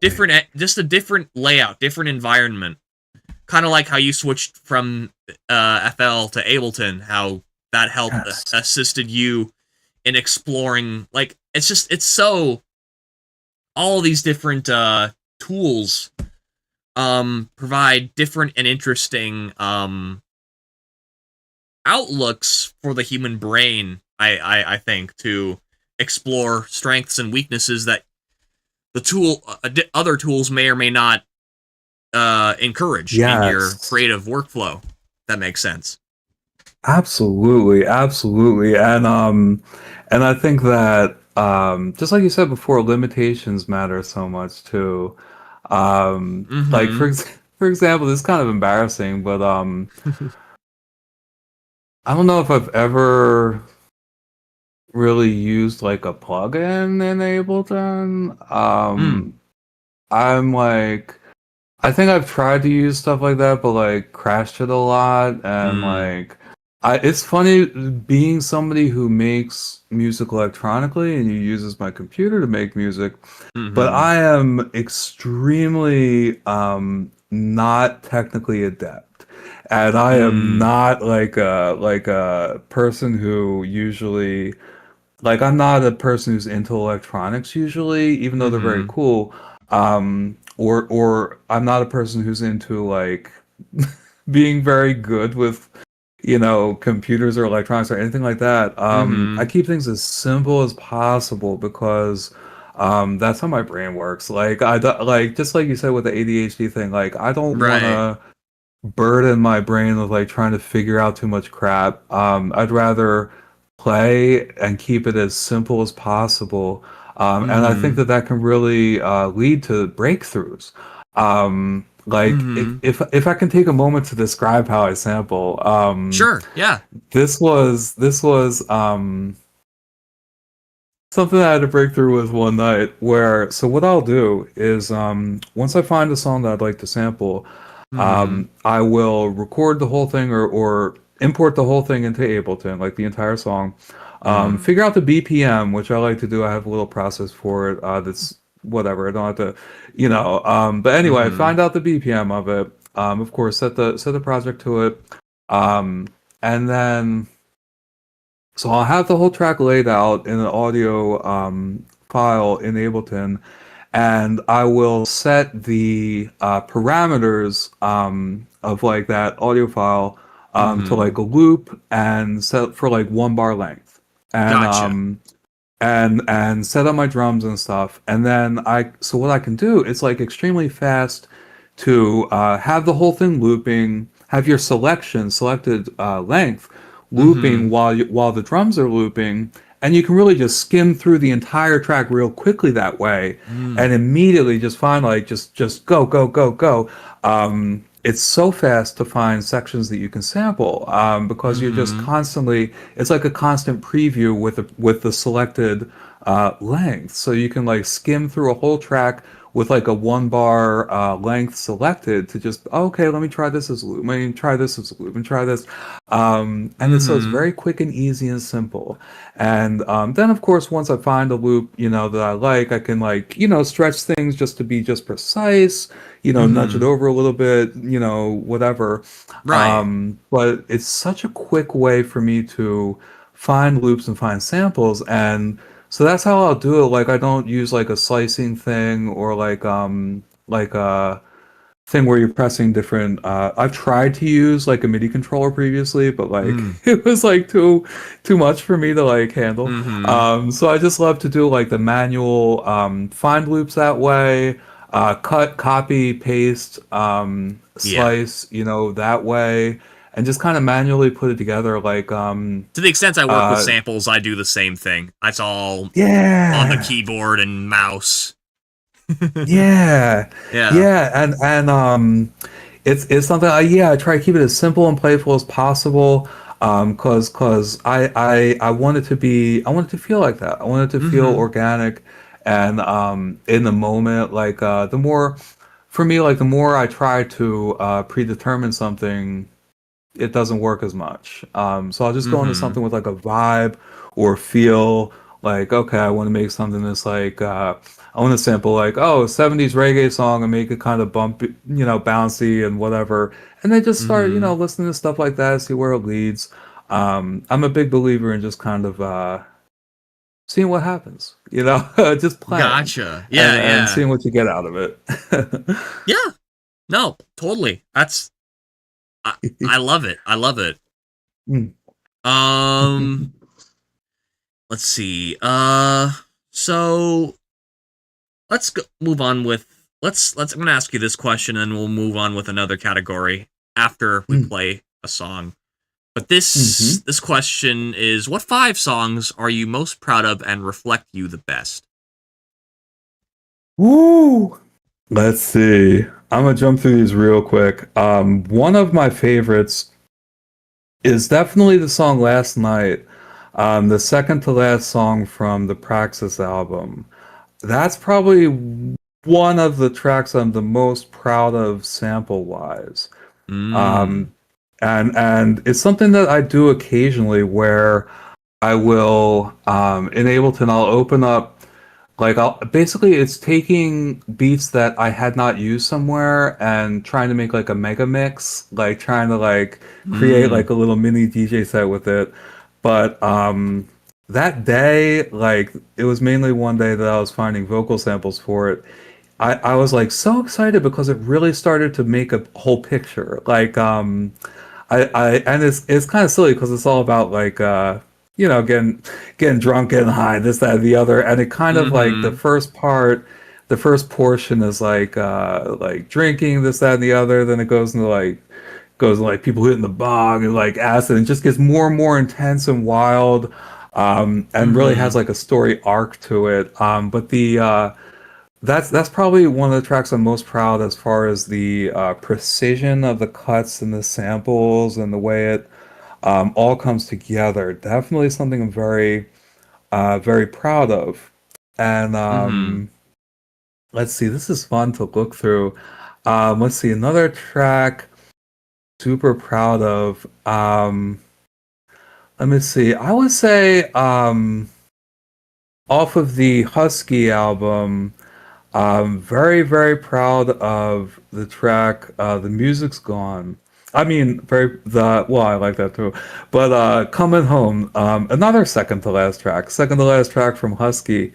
That is a song that so Steve, my buddy from way back, I was with Steve and John in that group, the Meddling Kids. He was the one who met the rapper Distant Star, that kind of inspired me to get more into beats. But he's on that track, singing on the chorus with me, and the track is really about our relationship and our musical journey and us as people. And it's like Wizard sent me beats for that project, and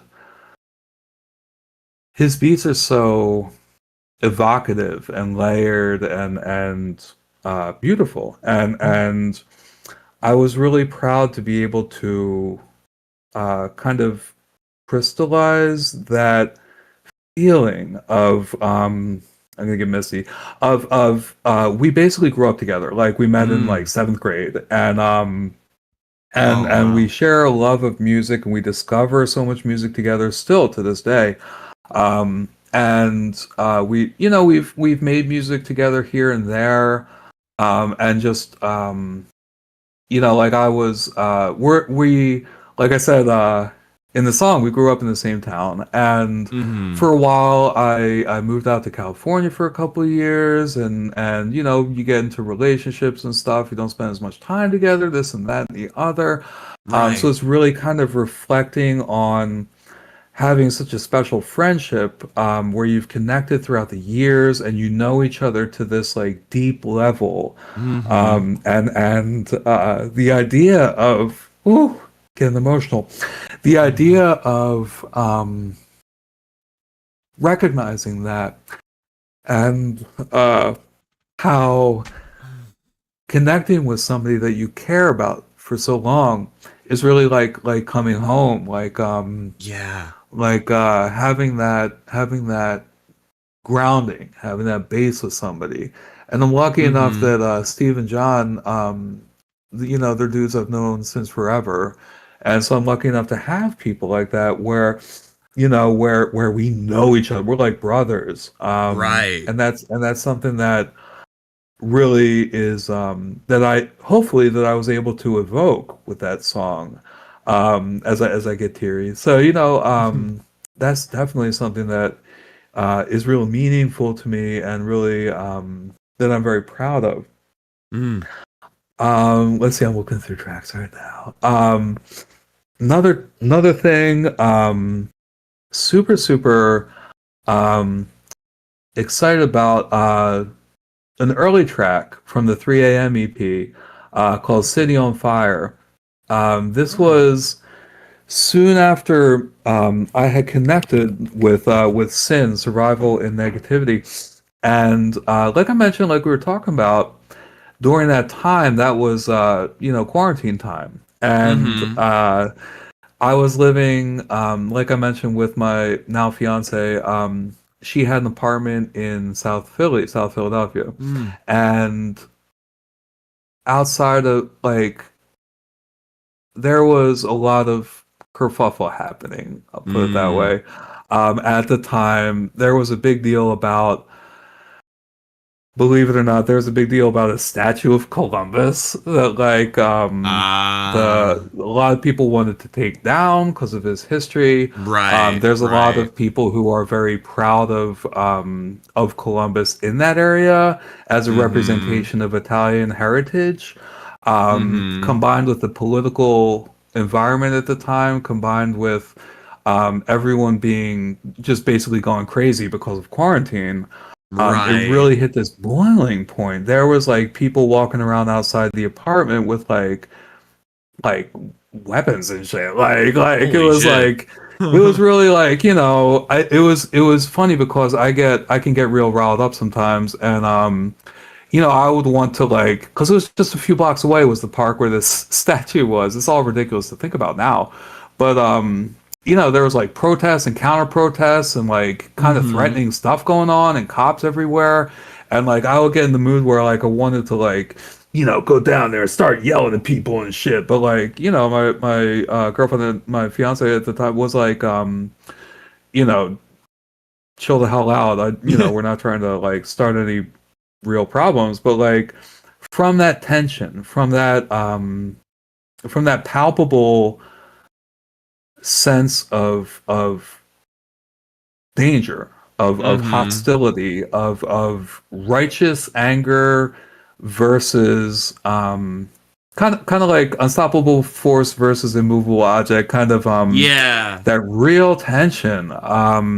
That's what the track City on Fire came from. And then of course, my God, there was so much going on at the time. George Floyd murder Oh happened. yeah. Oh yeah. I know Oh my God. all about that one. Yeah.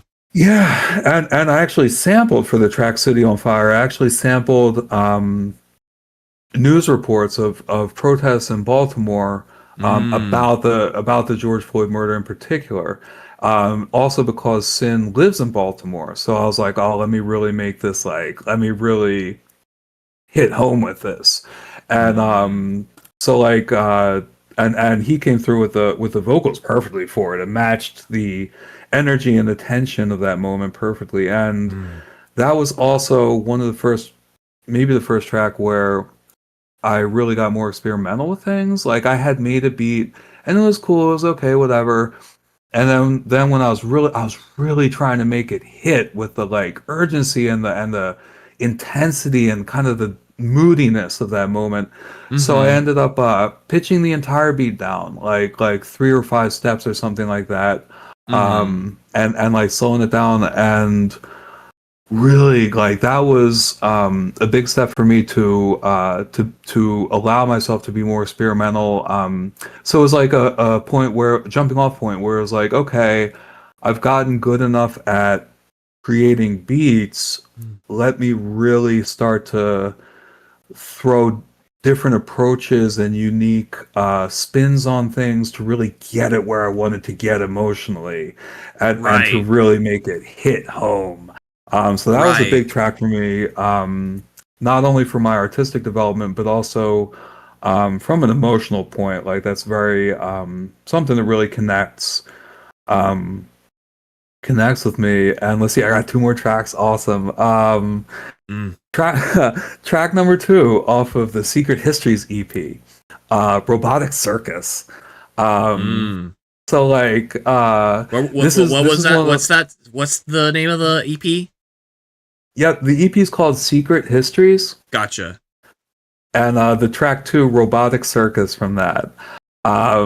This was an example of what I mentioned earlier, where I took stuff from like 2002, 2003 or whatever, and like mixed it into newer stuff. Most of that track is very old, is like 20, 22 years old or whatever. And I kind of made like a mega mix out of it. And in fact, so a lot of those beats are like made on like Acid 2.0 or like Fruity Loops 3.0 or whatever, before I got annoyed with it. And in fact, in the middle of that track, or early on in that track, you can hear us talking, me and my friend Steve that I mentioned, as well as Distant Star, who I mentioned earlier. We were in my bedroom at the time, just kind of bullshitting, and I would like record stuff without people knowing it to like try and get fun things to sample or whatever. and you hear us talking, and Distant had this idea to do an album called Robotic Circus, and like you hear him suggest that in the track, and like you hear us like react to it and stuff. And so it's something that really like a few years back, like when I started getting back into making beats, my dad mailed me 6 or 7 CDs that I had given him years ago when I started making beats and Fruity Loops and stuff. Right. Because I did not have any of that stuff anymore. So he sent me those, and I started to like transfer them onto my hard drive or whatever. And I was like, man, I really want to do something with these. So like to me, it's very special because it's like it's finally fulfilling what I wanted to do since way back then, which was to make real like to do something with these like beats that I had come up with. And so it's very sentimental to me. I'm also just proud of the way it comes together. So that's definitely something that like means a lot. That means a lot to me. Let's see. Oh, I got one more. Let's see what I do. I should do something where I'm on vocals too, because that's an aspect. So let's see. I'm gonna get this one up here. Oh yeah, I did the Coming Home, but let's see which of my favorites. Let me see. I would say a huge one. Let's see. One that I'm very, very proud of is a Mm-hmm. more recent one. The track one from the brief interviews with Dangerous Men EP that I did with Gamarad. Gamarad is awesome, awesome producer who I met through Dead World Radio. Uh, really impressive stuff. And he sent me a few beats, and I really try to get deep into, like, when I work with someone else's beats, I really try to get deep into what it evokes and what it feels like, and the kind of, I really love to come up with a story and a concept for things. And Mm-hmm. this track, The Landlord, Cash Only, um, it was really an exercise in speaking as somebody else, and I love doing that. I love the fact that with music you can just put on a persona and just do a Yeah. song and the persona is somebody else, and I've like heard you do it's that once or twice before. It's cool. yeah, I always love playing a bad guy, like being sinister or whatever like Yeah. that. And this was a great fun exercise with writing too, because just like I love looking at writing as like a puzzle where I'll Mm-hmm. say like, okay, I want this general concept.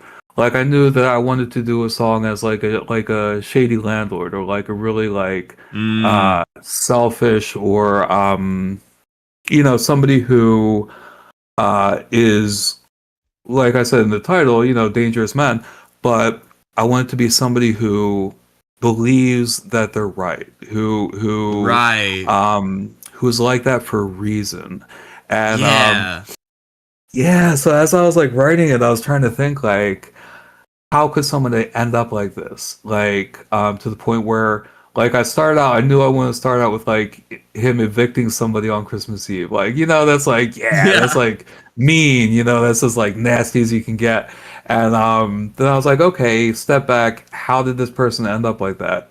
And so I came up with this idea that like, he's talking about when he was a kid, he remembers like his uncle getting kicked out of like the nursing home because like they didn't have enough money for him or whatever, and Mm-hmm. watching him like his spend his last couple of days on the couch downstairs. I was scared to be there. It was then that I knew to fight back.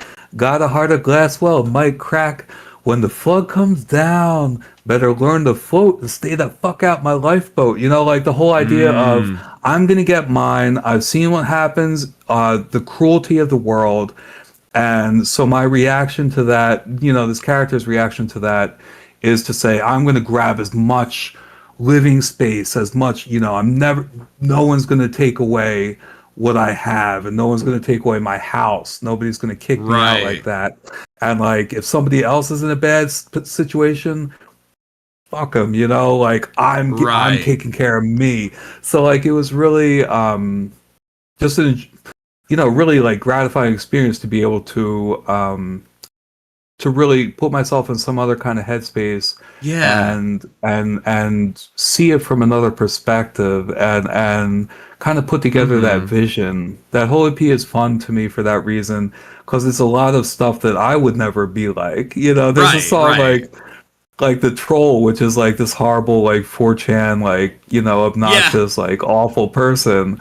But Uh-huh.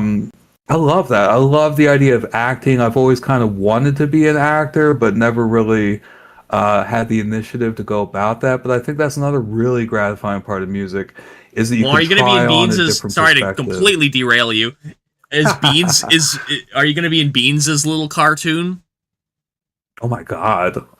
I haven't heard about it yet, but I'm very excited. Really? Woo! Really? Okay. Oh man. Oh man. Well, But now you yeah, I gotta. want to be Yeah, he's looking. He's it. or they're, as far as I'm aware, they're looking for voice actors for this animated Oh 3D man. animated show thing.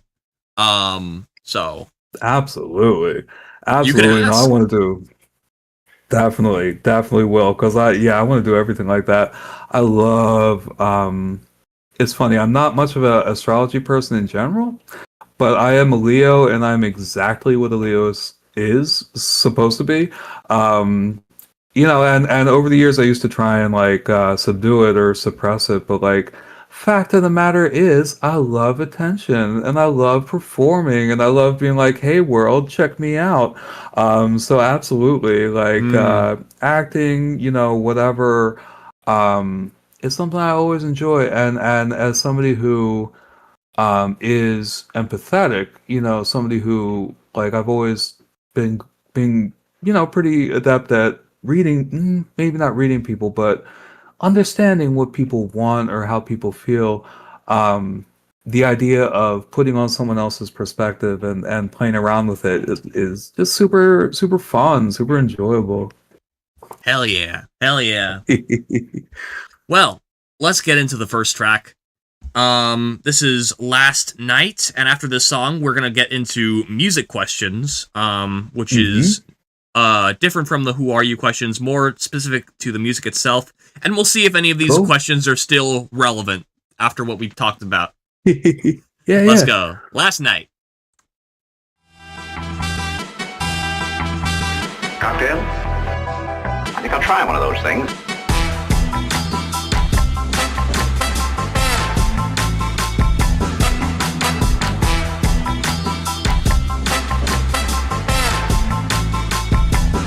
Is that my drink over there?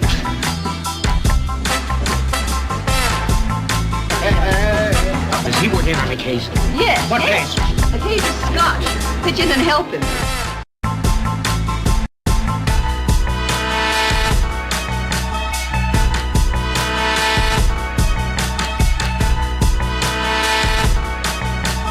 Drink. Thanks, pal. Everything's on the house. Yeah? That right? Drinks and everything? Sure. Champagne, boys. Eat too. Sure, champagne. We'll eat. Scotch. With a champagne chaser.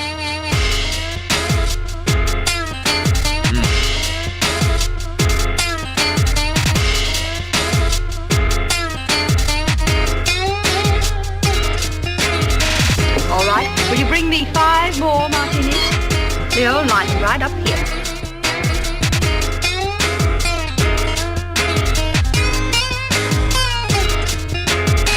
I certainly think your husband's great. Well, I'm glad somebody does. Want a drink? What do you think?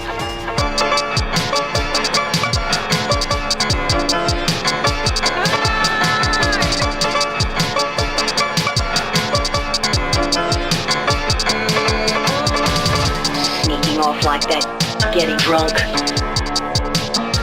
Without me. You know, a lot of your music gives me like frontier psychiatrist vibes or some shit, you know? Yes! Take the bottle with you. Yes, I love that. I love that album. Oh my That's Charlotte, god. for me. That's a really formative album Fine for way me. to kill a bottle. Yeah. It's Yes, like a oh my fucking God. fever dream of a song. Yes, love that. Hell yeah, James.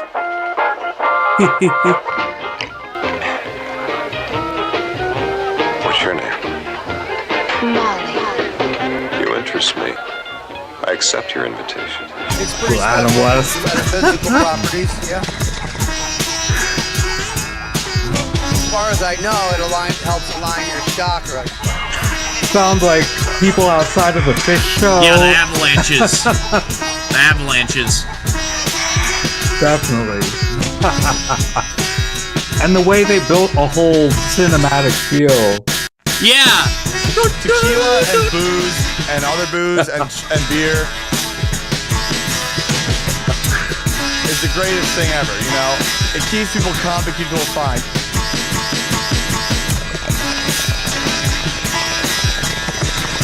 Check this out. It's electric Kool-Aid. You want to try some? Electric Kool-Aid? What do you mean? What's in there? Check it out. Well, Since I Left You is the album Yeah. by the Avalanches. Anyway, enough of that. I We're remember when listening that came out. to Praxis by Insomniac. It's just water. It's just a glass of water with LSD in it. Now I'm tripping. And shit's real.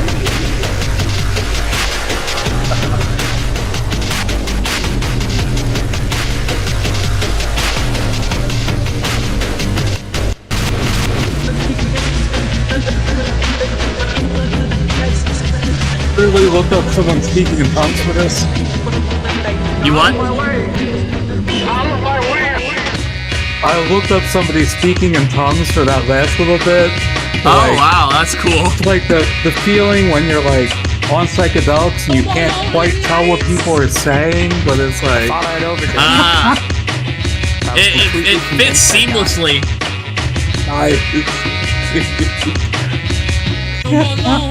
Fucking hell, man.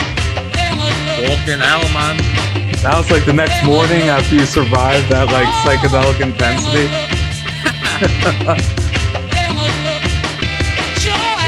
Got a whole ass story here. You do what you've got to do, but I'm fucking, that's it. I mean, there's no more drugs for me. That's my lot. That's it. I'll have a pint of vodka, mate.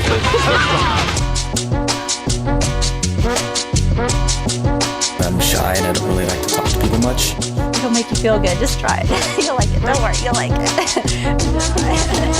Wickedest time ever I've ever experienced. Believe me. Absolutely. Ooh. That was Last Night by Insomniac. One thing I really like about your music, and one thing I experienced quite a bit with your music is like I listen to it in the beginning and then it like changes not just midway, but like a quarter of the way then to the it changes so much, it evolves so much from the different samples you add to the point where it's like I almost forgot what it sounded like at the beginning. I was like, oh, okay, this is just what this is what this is now. Man, and if I could just jump in real quick, there's a I just thought about when you were saying that there's a real reason for that, and a big part of my musical history as well is when I was around 18, 19 till when I was like maybe 23, 24, I got really into drum and bass in particular, and that was like around when like the Chemical Brothers and Prodigy were first introduced to America, and me and my friends got so deep into them. And there's two mixes in particular, Brothers Gonna Work It Out by the Chemical Brothers, and Dirt Chamber Sessions Volume 1 by Liam Howlett, the Prodigy producer, along with various tapes of live DJ sets and the experience of going to clubs and, maybe or maybe not taking this or that at the time, and having that experience of DJ mixes and the ebb and the flow. And also going back to like, there were a couple great, I don't listen to radio anymore much, but Philly has had a couple great hip hop radio stations, Power 99 in particular. And so they would do mixes on like Rush Hour or like Saturday nights or whatever. DJ Cosmic Kev, Street Bangers, and DJ DJ sessions. They do have that, like DJ medleys, DJ whatever you want to call them. They do have that evolve. They evolve into each other, kind of like what you were talking about. And when you're inebriated, it's they all blend together. I get it. Yeah, that's the vibe. And I try to evoke that. I try to, just like you said, I try to have things flow in a way where it doesn't seem disruptive, but it's like, oh, this makes sense. This is going this way now, and the ebbs and flows and the ups and downs. Like I really take a ton of inspiration from so many DJs throughout the years, and that's something I really want to do, because when you combine with the ADHD, like we were talking about. Really, and you don't want to just stay static the whole time. You want it to go somewhere. You want it to have like a, like a flow and yeah. So that dude. I just had to Yeah. jump in there because that's a huge aspect of where I come from. Oh, that's so relatable too, to bring up the ADHD thing, because like when I in my earlier years of producing music, like, and I'm still like this, but I try to be a little bit more consistent and, I don't know, have structure to my songs. But like I rarely have what many people would consider a verse and a chorus and a bridge. And I don't have to the extent I have repeating elements, it's mostly because I just have loops that I'd like to reuse because it's easier. Yeah. But oftentimes my music just like meanders and changes into something completely different. It's not consistent. It's just like, it's like, like I also just, I don't know what I'm gonna make until I'm done, Yeah. And I that, love that with your new album, by the way, with Certified Robots, because it was reminding me of that when I was checking it out. Like when I listened to it, like it does feel like kind of like a DJ mix kind of flow. That's real fun. I deliberately made it so the songs faded into each other. I like that aesthetic. Yeah, totally. So now for the music questions, I don't think you talked about this specific, I don't think we talked about this specific thing, but I'll ask, how would you describe the kind of music you create? Let's see. What I like to say generally, as a catch-all, I would say psychedelic boom bap. But I can hear that. Yeah, but it doesn't include, obviously I'm always trying to try new things, and I'm trying to not sound the same all the time. But that's kind of where my heart is that combination of like psychedelic music with with just that golden age, like mid 90s era boom bap, because like I mentioned with RZA, like the atmosphere, the mood, to me there's simply nothing that's cooler than like that first wave of Wu-Tang albums.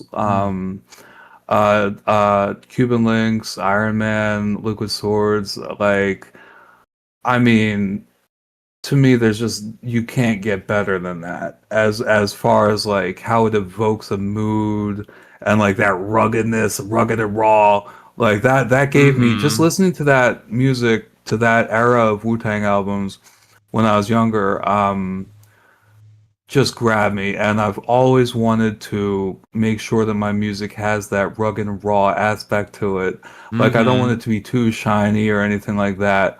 So I would say, so that's, like the boom bap, and then like I love Pink Floyd, I love psychedelic concepts and kind of that idea of transcendence.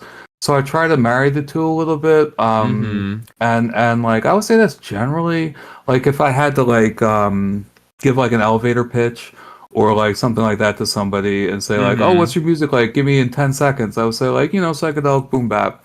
But there's a lot more things that inform it. But if I had to like boil it down, I would say that it all stems from that concept. Yeah, that makes sense. I mean, I also relate to like simplifying my sound to like pitch it really quickly. Like to most people, I make electronic music, but it's like there's obviously so much more to it. I make hyperpop, I make synth wave, I make EDM, house or whatever. But like it's all, I don't know, electronic music ties a nice bow on it, Yeah. Let's see what the next question is. What do you like about the genre or genres of music you create? We kind of talked about it, but I'll ask it anyway. Sure. So it boils down to like There's a great KRS-One quote line from a song where it says, "I'm not a musical maniac or b-boy fanatic. I'm just making use of what was upstairs in the attic." And I love this idea of, maybe it's a little over romanticized in my head, but I love the concept of music that's just made by people. Like I mentioned, like that concept of looking at hip hop and a lot of electronic music as folk music, as music that's made by people who may or may not be trained, in music theory or classical or whatever. Right. People who may or may not be, technically musicians and like the classic concept. But I love the idea of like regular people making transcendent art. And like when it comes to visual art, for example, I love like outsider art. Like just because it's so relatable and human, but at the same time it's transcendent and special.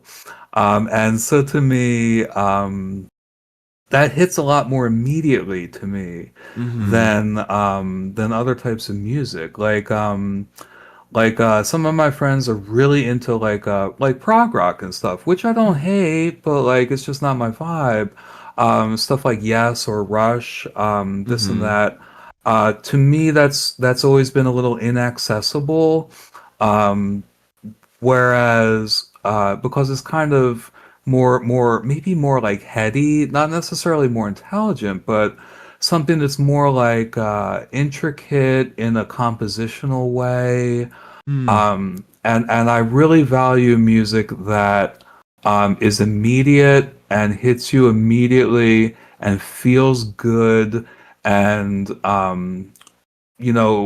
people who don't have musical education or whatever can just immediately pick it up and enjoy it. So to me, the immediacy and the like the way that you can enjoy easily means a lot to me, and also drums. I drums are my favorite part of music, my favorite part of hip hop. I mean, like drum and bass is literally just a genre based around like a sample of one song, like Amen Brother.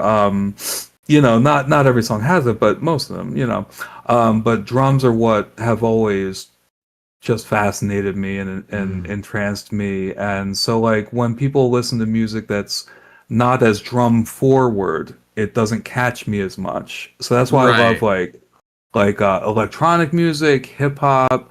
I love like electro stuff, disco stuff, even. Really remixes of things. Like if it has a beat, if it has a good beat and great drums, like I'm into it. Like I said, like Paula Abdul, Janet Jackson, because they had some badass drums, the New Jack Swing era with like Belle Biv DeVoe and like Bobby Brown and stuff, like and like it's funny because like me and my fiance will listen to like 80s stuff sometimes, we're just having a little dance party or whatever, and I'll really be into stuff that's like like Whitney Houston's "I Want to Dance with Somebody," or like I'm trying to think of like tracks where it's like the more bumping tracks, but like I don't really feel like the ballads as much or whatever. Yeah, the drums are.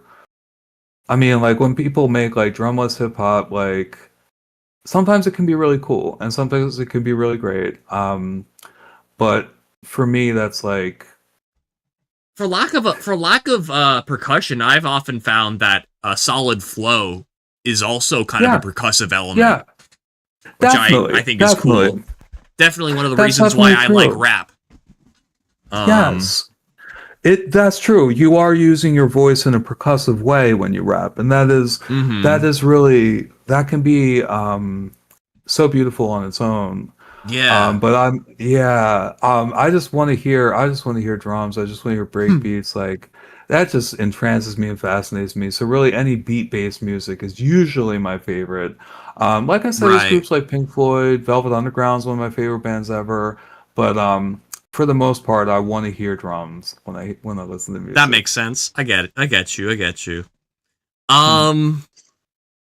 So realizing the end of my time is running out when it comes to my usual length of these streams, and I've got somewhere to be later, so I'm gonna wrap up a few. Yeah. I want to show you. I might go a little overtime, but I want to play your other songs that you listed, at least as much as I can before I have to leave. And I want to ask a few more questions, just a few questions. But first I want to play "Coming Home" by Husky. Let's do that. Yeah. All right. Shouts to Wizard Gunlock. Hey.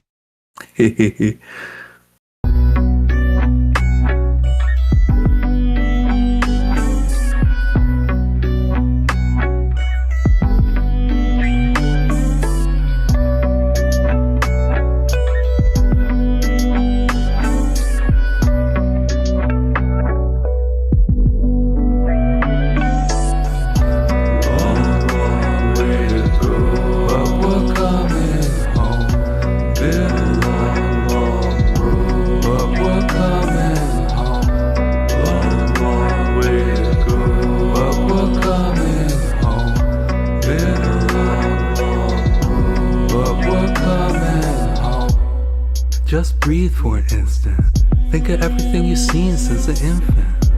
Everyone who's felt your fingerprints make you want to drive long distance. Satellites in the sky, watch as we argue and cry. Every heart flutter, every sigh, locked in its own time. We grew up in the same town, both lost what the other found. Made plans, broke ground. One band, one sound. Now we're long since grown. Spent so much time alone. Still, when I pick up the microphone, how's it feel? It feels like home. Long, long way to go, but we're coming home. Been a long, long road, but we're coming home. Long, long way to go, but we're coming home. Been a some might say that you're misunderstood. Some might say that you're brave. Some might see the light that I see. So unafraid. Place your hand in mine. Place your hand in mine. We'll live on. Place your hand in mine. Place your hand in mine. We'll live forever. Long, long way to go. Been a long, long road.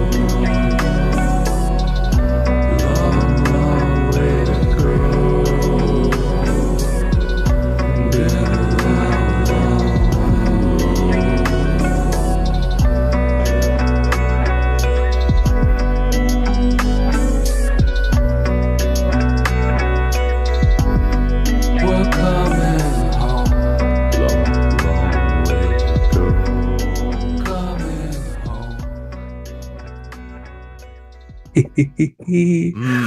A little note about that. Not long ago, I saw Steve, aka Night Mode, saw his mom, and she was really touched by that song, because she watched us grow up and become friends together, and it's really really special to me to be able to kind of make these little snapshots, make these little memories of moments and people that mean so much to me. It's really gratifying and really a special thing to be able to do, I think. Absolutely. No, that's beautiful. Mhm. So I'm gonna speed run this. I'm gonna take one question from the out of the technical questions, probably the best one. Let's see. I'm gonna kind of modify. None of these questions are are screaming out at me, so I'm gonna modify one. And the question that's more like specific to you and the way you produce. We talked about it a little bit. You talked about your setup, your process when it comes to sampling. I have a few questions. Do you like, for example, I know Wizard helped you with this this EP. I know it's you and Wizard Gunlock. Like how do you how many do you splice one track samples into different arrangements? Do you layer samples together to make new sounds, or like how is it that you were working with Wizard's beats and also just other samples you take or use? Sure. I'm also very curious about Robe So Blue because specifically because that's one of my favorites personally of yours, and I'm curious because that bass does not sound like Wizard. It sounds like you, and I want to know how you did. I want to know how you did that, and other stuff. Just all that. I'm curious. Absolutely. So, Wizard, I really appreciate his open-mindedness because for the Husky project, for about maybe half the tracks, I have some sort of production that I did on them.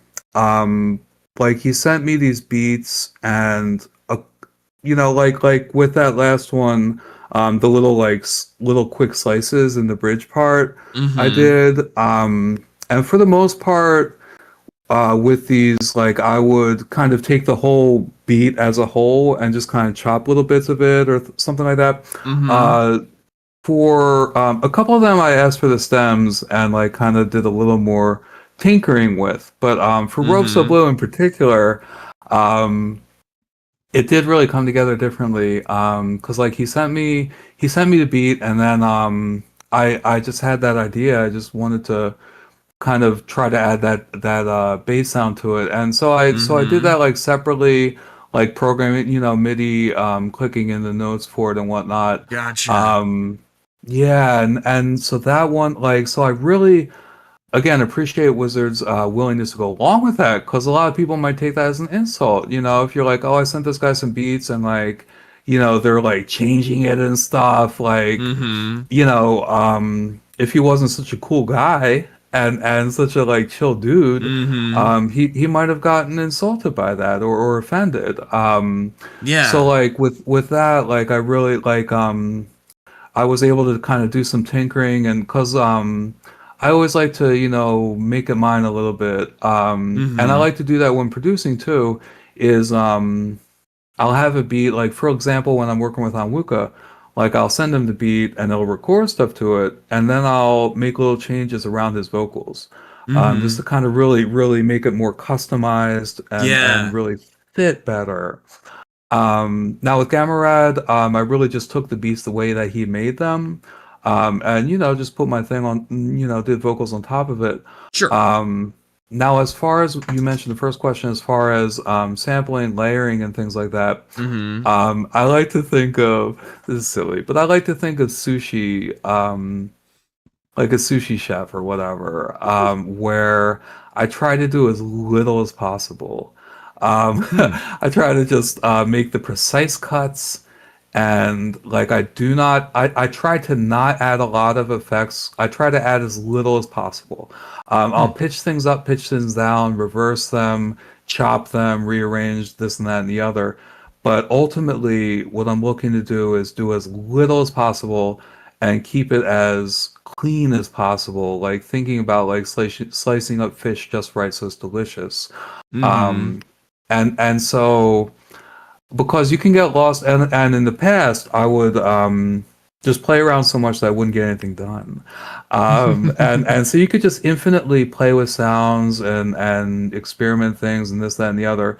But ever since I got back into music in quarantine, I've been very task oriented, And because I used to just mess around so much and nobody ever finished anything, and I never finished anything, and it was so frustrating that these days I want to just stay focused. And I really, it's a point of pride for me is the fact that I don't do a lot of big effects or really changing the DNA of a sample as much as knowing where to cut and how to present it and how to arrange it and set it up. And so for me, I like to think of myself as like doing that surgical type of thing rather than like usually rather than layering, because there's a couple tracks where I've done that, where I've taken samples from a lot of different things, but most of my beats and most of my tracks, I'll just sample one song and just make the whole thing out of that. And it keeps it easy as far as the workflow and everything. It helps me to just kind of, like you said, that limitations. And also, just clarity. It encourages clarity, in my opinion, and kind of like focus. And it works for me. It doesn't work for everybody, but I like to think of myself as like a sushi chef, just slicing as little as possible, just to present it as fresh as possible. Gotcha. Cool. And so with that, let's move on with wait. I think I skipped over a question. We'll go with City on Fire, since that's the third one. Yeah. City on Fire. 3 a.m. Here we go.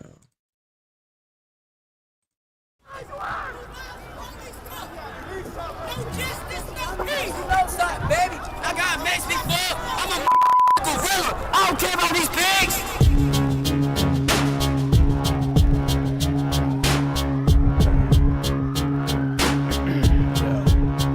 Check. I saw a city on fire and I'd be a liar if I said I wanna put the flames out. I seen another man die and I can't cry. Need another way to get the pain out. I saw a city on fire and I'd be a liar if I said I wanna put the flames out. These are blood-soaked streets. Have you done the least of what you could do to get the stains out? Heavy is the head of a black parent telling their children what not to do when police arrive. Heavy is the head of a black child now knowing that over sudden movements he or she could die. You tell me how to make it right. It ain't no way to replace it after you take a life in cold blood, but our efforts wasted to make you pay the price. So don't judge us if we find something to break tonight. Right. All that suffering and silent shit is the past tense here. When nothing is provided, it's like a losing battle where the victor is decided by people who treat your problems like a whisper in a riot. You're sick of being sickened and tired of being tired. They deal with being dismissed and tired of being violent just to get a point across. Don't make me have to make you make me leave my son in the name of upholding these sort of laws. I saw a city on fire and I'd be a liar if I said I wanna put the flames out. I seen another man die and I can't cry. Need another way to get the pain out.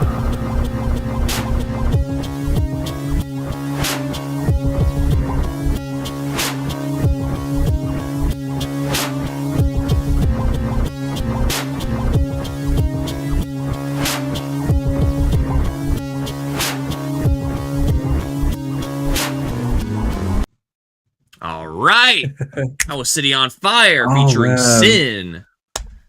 That was cool as can be. Oh, thank you, man. And if I could really just real quick about that track, he originally was intending on doing a second verse, but like honestly, I think it doesn't. First of all, it doesn't need a second verse. Second of all, I think the whole concept is that it is unresolved, and that's why I do that little chopping up at the end.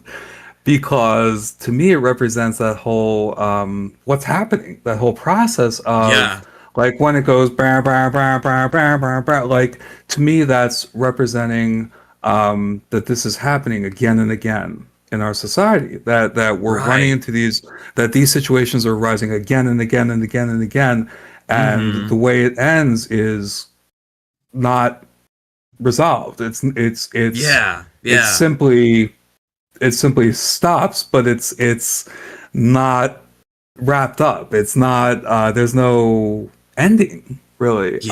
No happy ending, and it simply is. That's what it is. And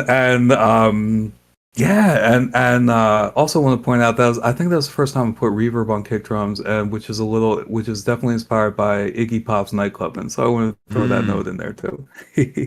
That's cool. Yeah. That's awesome. I love that. Of course, I agree with a lot of the core messaging for sure. Yeah. A lot of things are wrong in the world for sure. So I actually skipped over the marketing questions category. I'm going to stick with the primary and most important one, in my opinion, which is, where can people listen to your music?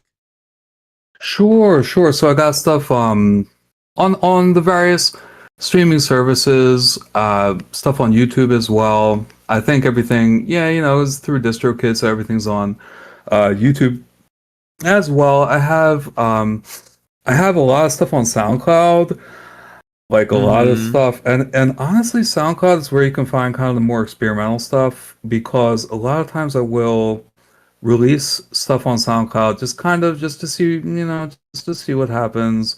So a lot of times, like, before I'll put it, like, for example, with the past couple like albums, my solo stuff, and as well as stuff with Wuka, like I've uploaded and made public like tracks that are still in the works, stuff as it's evolving, as it's growing. So that's kind of a great place to find both little special fun random stuff, as well as things that are in the works, find little ideas and stuff. So definitely recommend my SoundCloud. I would also mention in general that if you want to check out Insomniac, another great place to do so is by first scanning that QR code. That'll take you to Insomniac's songwhip.com. Nice. Right here. You can also click the links to the Song Whip. They're both in pinned comments on YouTube and on Twitch.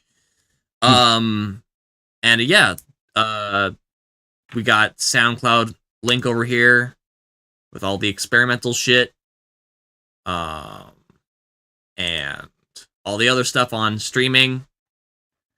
You don't have an X account no more, right? Yeah. I'm so glad I stopped, and I wish I could still reach people on it, but without going into too much detail. I get it. I just, man, that stuff makes me so angry, and I'm the type of guy that a side of me I don't love is the side that just loves to argue and get mad and all this and that. So I really had to stop indulging that side of me. And I was like, man, let me just step the hell away from this. And I feel a lot more peaceful since. Oh my god, I get that. I'm the same exact way. I don't know if it's something about ADHD or what, but I think it is. I am the same exact way. Either ADHD or autism, probably one of the two. Because oftentimes I argue not necessarily out of a point of pride. Sometimes I do, but more just because it's wrong. I don't know. Yeah, we have a very strong sense of what's wrong and right. Right. Yeah, and you want to I want to scream at the world, especially nowadays, Oh yeah. So I'm always trying to kind of restrain that side of me so that I don't freak people out, because I like to be civilized, but I mean, my God, sometimes you just want to scream at the world. So I'm not screaming at the world as much since getting off X. Hell yeah. Well, let's see. I think that's the most important thing. I'm gonna move on to the next song. This is Robotic Circus. Yeah. Let's go, let's go, let's go.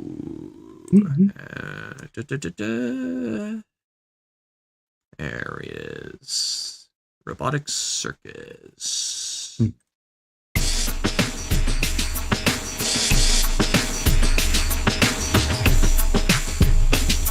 Here are the drums.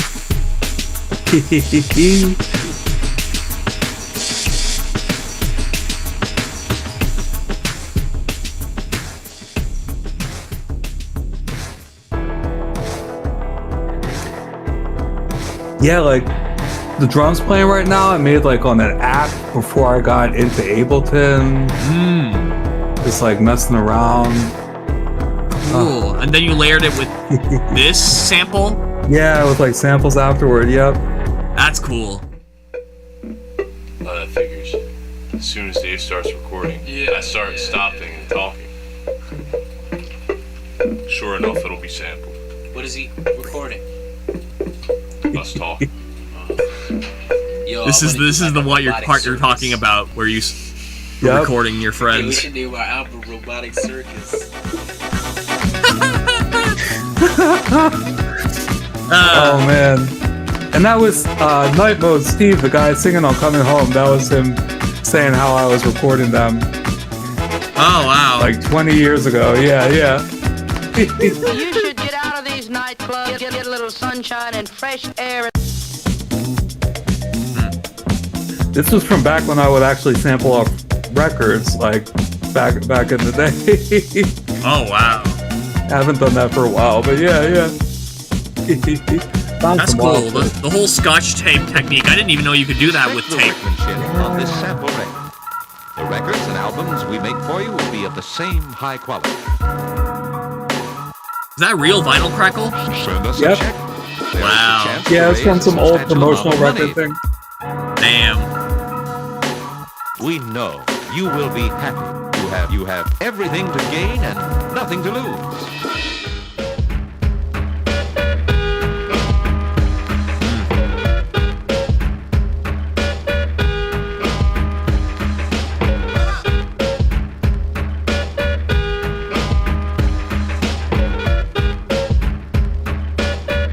Yeah, this is on Fruity Loops 3 back in the day, yeah.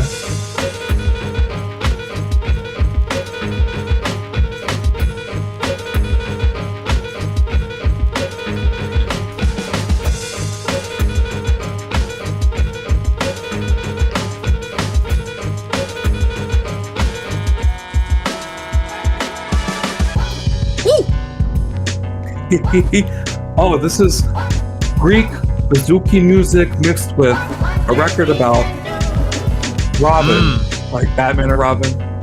That's cool. All these creative combinations, I love it.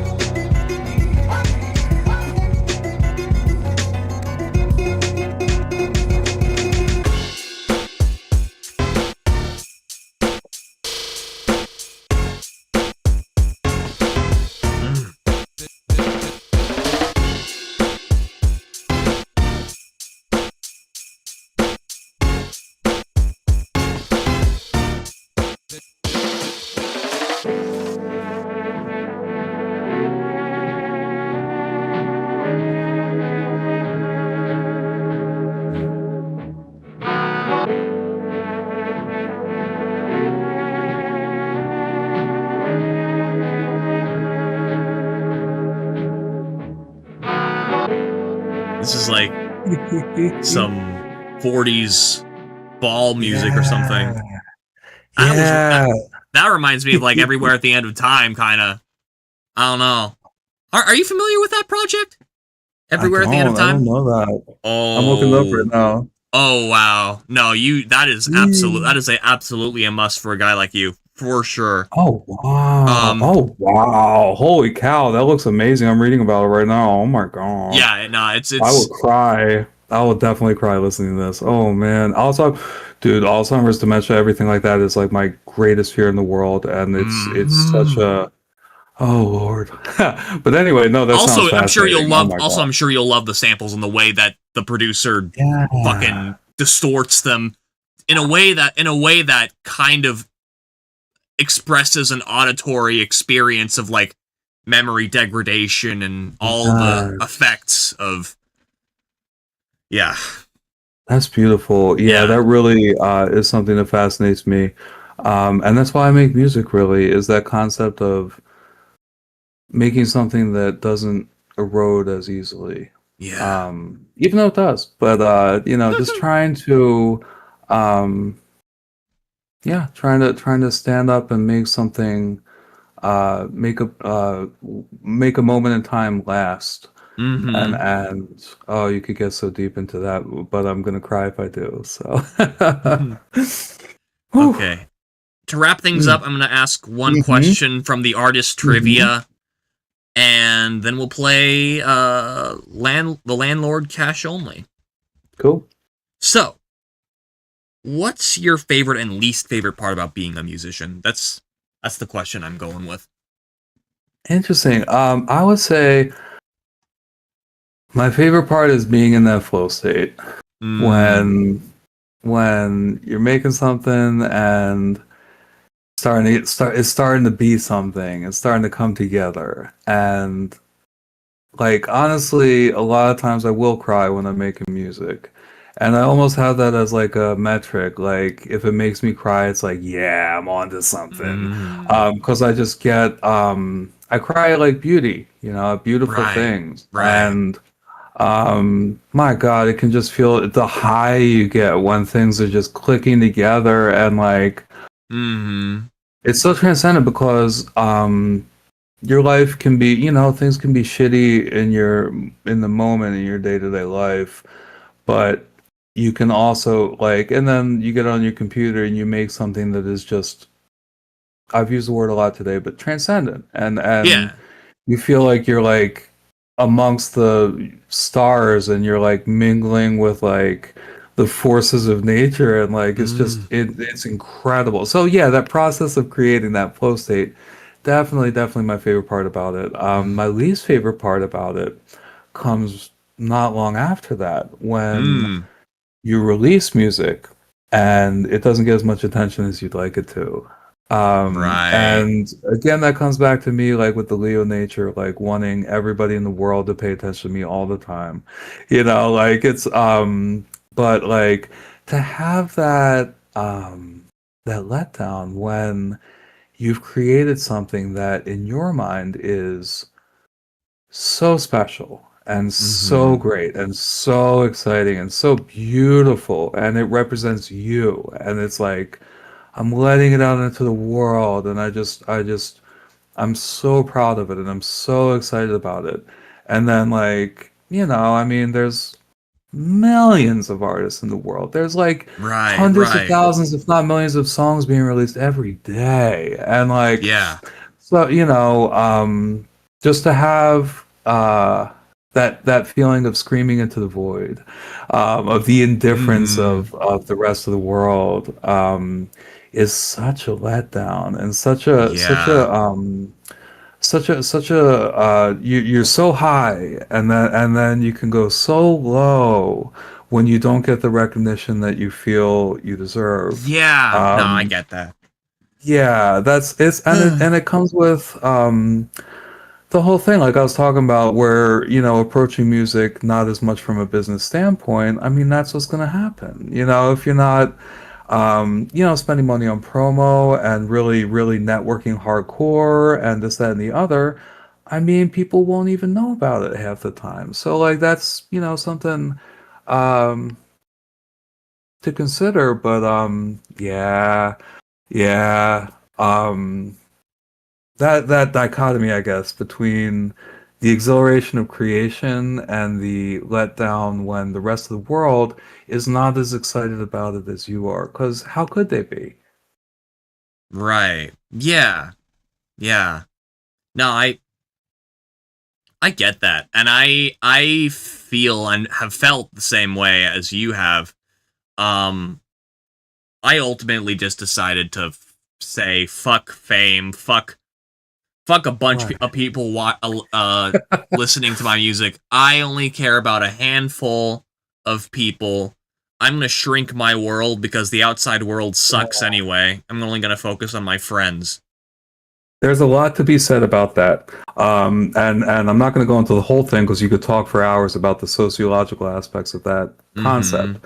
But I do think that social media is past its peak. And I do think that the key is to focus on your community and to focus on, like you said, the people that care.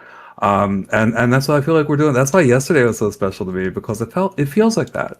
I'm not on Twitter anymore, X or whatever, but and that's the whole thing, is that I feel a lot happier sharing my stuff with the people that I care about, instead of trying to get the attention of people I've never met. And I think as the world gets crazier, it's a good thing to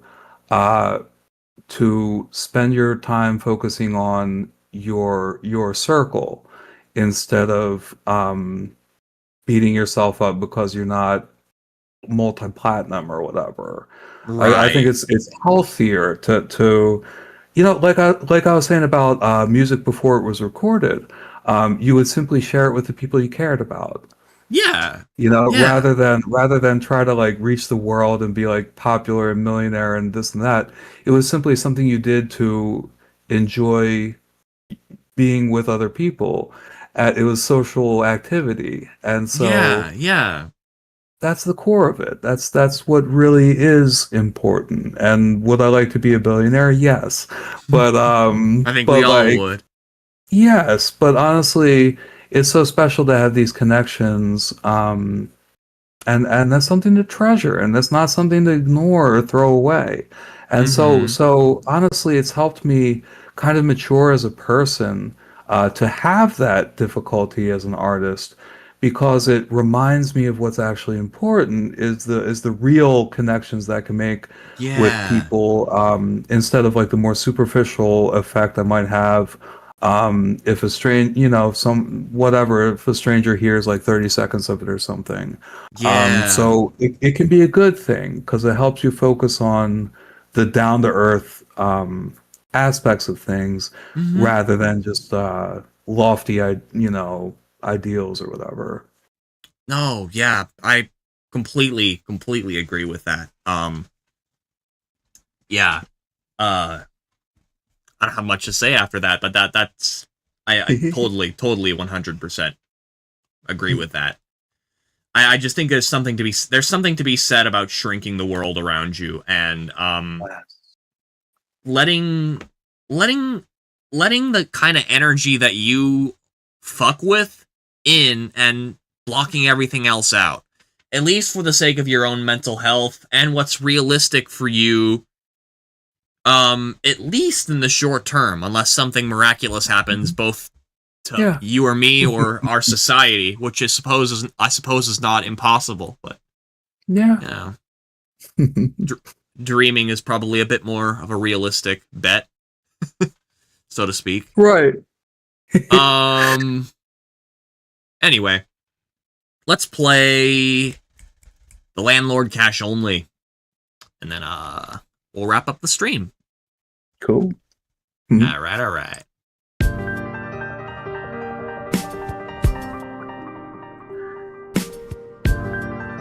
Man, I love this beat.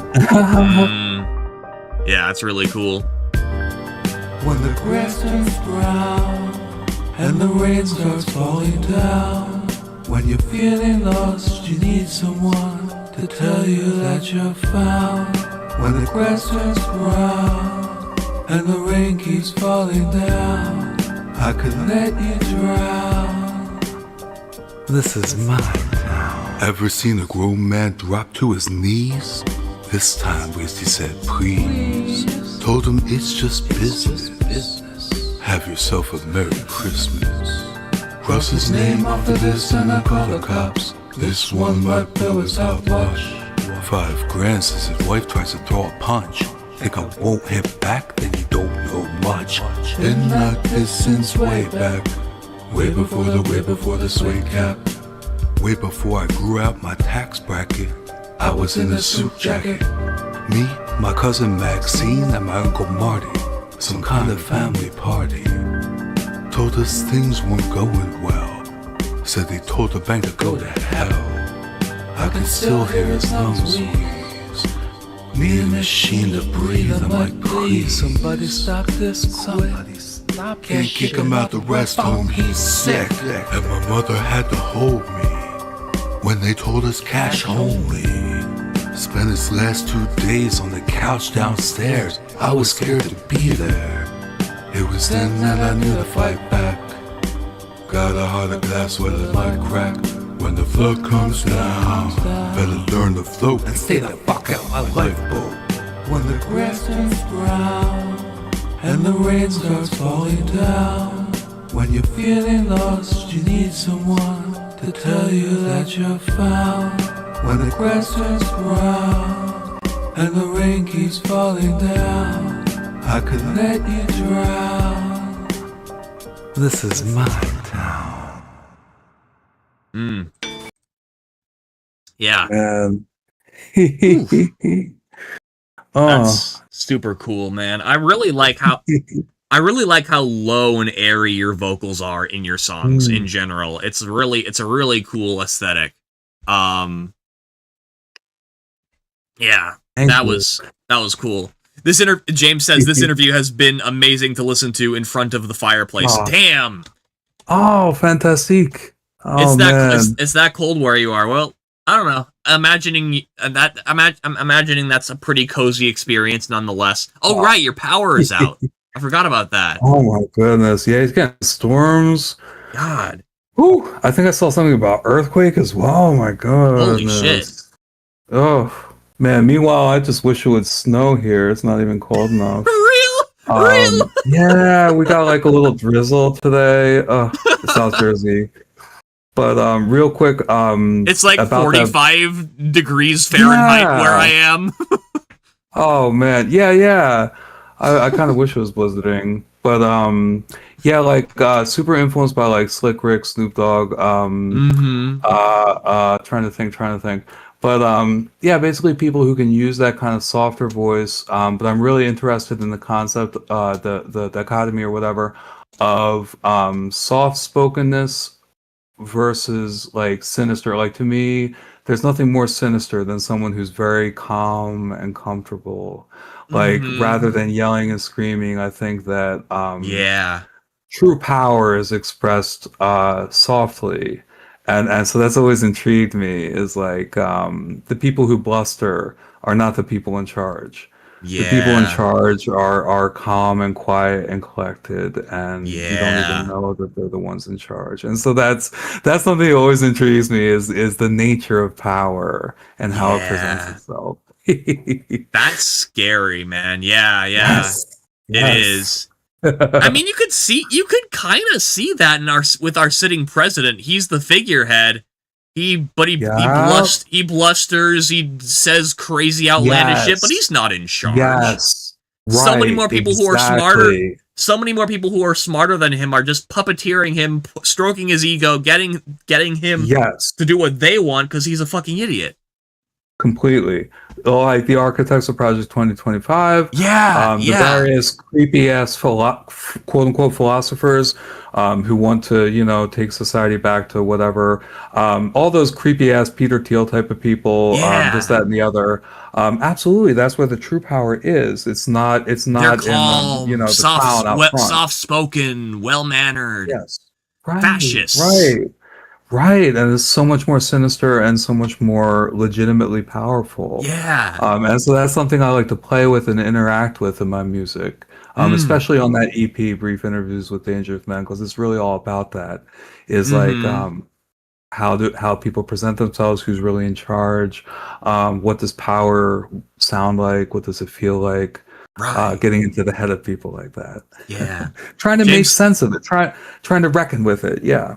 James says, we don't have power, 7.0 earthquake, 80 mile per hour winds. Holy fuck. Stay safe, please. Oh my god. Please stay safe. Oh my god. That's freaking scary shit, man. I don't know what a 7.0, I don't know how extreme of an earthquake that is. That sounds really scary. Like, I wonder how extreme that is. Is like, is furniture shaking? Are things falling over? Like, oh my God! So, have you ever heard of the World Series earthquake? It's on the shit! It's on the news. Yeah, magnitude 7 earthquake rocks Alaska. Oh my God, that's as powerful as the World Series earthquake that happened in California when the Oakland A's were playing, and that was like a horrifying, huge, like historic earthquake. Jesus. Okay. Really big deal. Holy fuck. Well, please stay safe, James. Oh my God, that's terrifying. Yeah. Oh my goodness. Woo! Wow. God damn. I'm glad he's able to be in touch with us right now. I hope. Yeah, right. Man, good energy, son. Good energy. I'm glad there's like I'm glad there's service towers around. I'm glad that you can reach out to the outside world in some capacity. I hope your phone lasts for a good while. Yeah. I don't know if you have battery reserves or something. That's scary. Holy cow. Oh my goodness. Anyway. I'm gonna wrap things up here. Somniac, thank you so much for coming on to this stream. I had a blast. Man, yes, me too, man. Thank you so much. I super appreciate it. Yeah, man. We got to do this again. We got to do this again at some point. I need more time to, because like I had no idea how much. I had no idea how much we like. There's still so many questions I haven't asked, and to be fair, they might have already been answered with all the off script stuff we were doing. But you know, it was really a pleasure. I really appreciated this time. Yeah. Same here, man. Absolutely. Super appreciate talking, super appreciate appreciate where you're coming from and everything like that, because definitely treasure this, our community, our world that we have, that we can do this. It's really special. It's really special. Absolutely. And I really appreciate you doing this. Absolutely. No, I do these interviews to bring people together and introduce people across different communities and different artist circles. I'm a part of and involved in a lot of artist circles, and I don't know. It's nice to meet. It's nice to get people to come together and stuff. I think it's a privilege to be in this position. Absolutely. James says I got tons of battery banks for hiking. Okay, that's good. Gonna need them, I guess. I don't know how long it's gonna take before your power gets restored. That's scary shit. Yeah. Anyway, catch you later, Insomniac. Absolutely. See ya later. I'm gonna wrap things up with Robe So Blue, my favorite song, with Insomniac with Gunlock featuring Paulo. Peace. Absolutely. I said peace. Who's that cat with the robe so blue? Who's that cat? Who's his crew? Who's that cat with the robe so blue? How's he do what he do? I'm puffing on a white owl, sipping on a low and brow. Life is moving hypersonic speeds, I need to slow it down. I'm something of an epiphany if you listen to the underground. I could get away with murder, I should be sitting in a holding cell. Paulo and Insomniac on the track, throwing down. Jumping on the sickest beat, completely different kind of sound. Holy cow, it's going down, we're both stepping on holy ground. It's fuck the world, no pulling out, I'm up in here, I go to hell. My birthday verses, no epidural. For sure, for certain, I kept it thorough. I kept it real and I kept it honest. But these piranhas with death upon us. You're talking to me? That's my best De Niro. Beat you with the Bad Patch Sheet Casino. It's bacon in the pan when we start to pop. It's all downhill from the mountaintop. Work around the clock and never plan to stop. And even busier on weekends like Atlanta cops. Hold the mic tight like a Channellock, man alive. I've been in this as analog, standing strong. Never been able to fold. New era fitted color blue, same as my robe. Since ages ago, I've been translating these pages like the Saint of Jerome. This is grown man rap, son. Turn my starter cap back. Take the key. Hide the kid. Someone hold me back. I'm the Don Kingpin. Wanna step to me? You a daredevil? Me gravity. Me and Wizard run the town like a track. It's not a trap beat, it's a track. Get down, please. Might take a flick while you bleed, kid. It was written, I wrote it, learned to read, kid. You a teddy boy, soft like a Chalamet. Call me James Gunn, I take your gal away. Make your head pop, pop like a Pringle can. Comes to your town, couldn't find a single fan. Insomniac causes hairline fractures. Suckers disappear like the rapture. Wizard beats make your chest concave. Me and Paula throw a rave on your career's grave. Who's that cat with the robe so blue? Who's that cat? Who's his crew? Who's that cat with the robe so blue? How's he do what he do?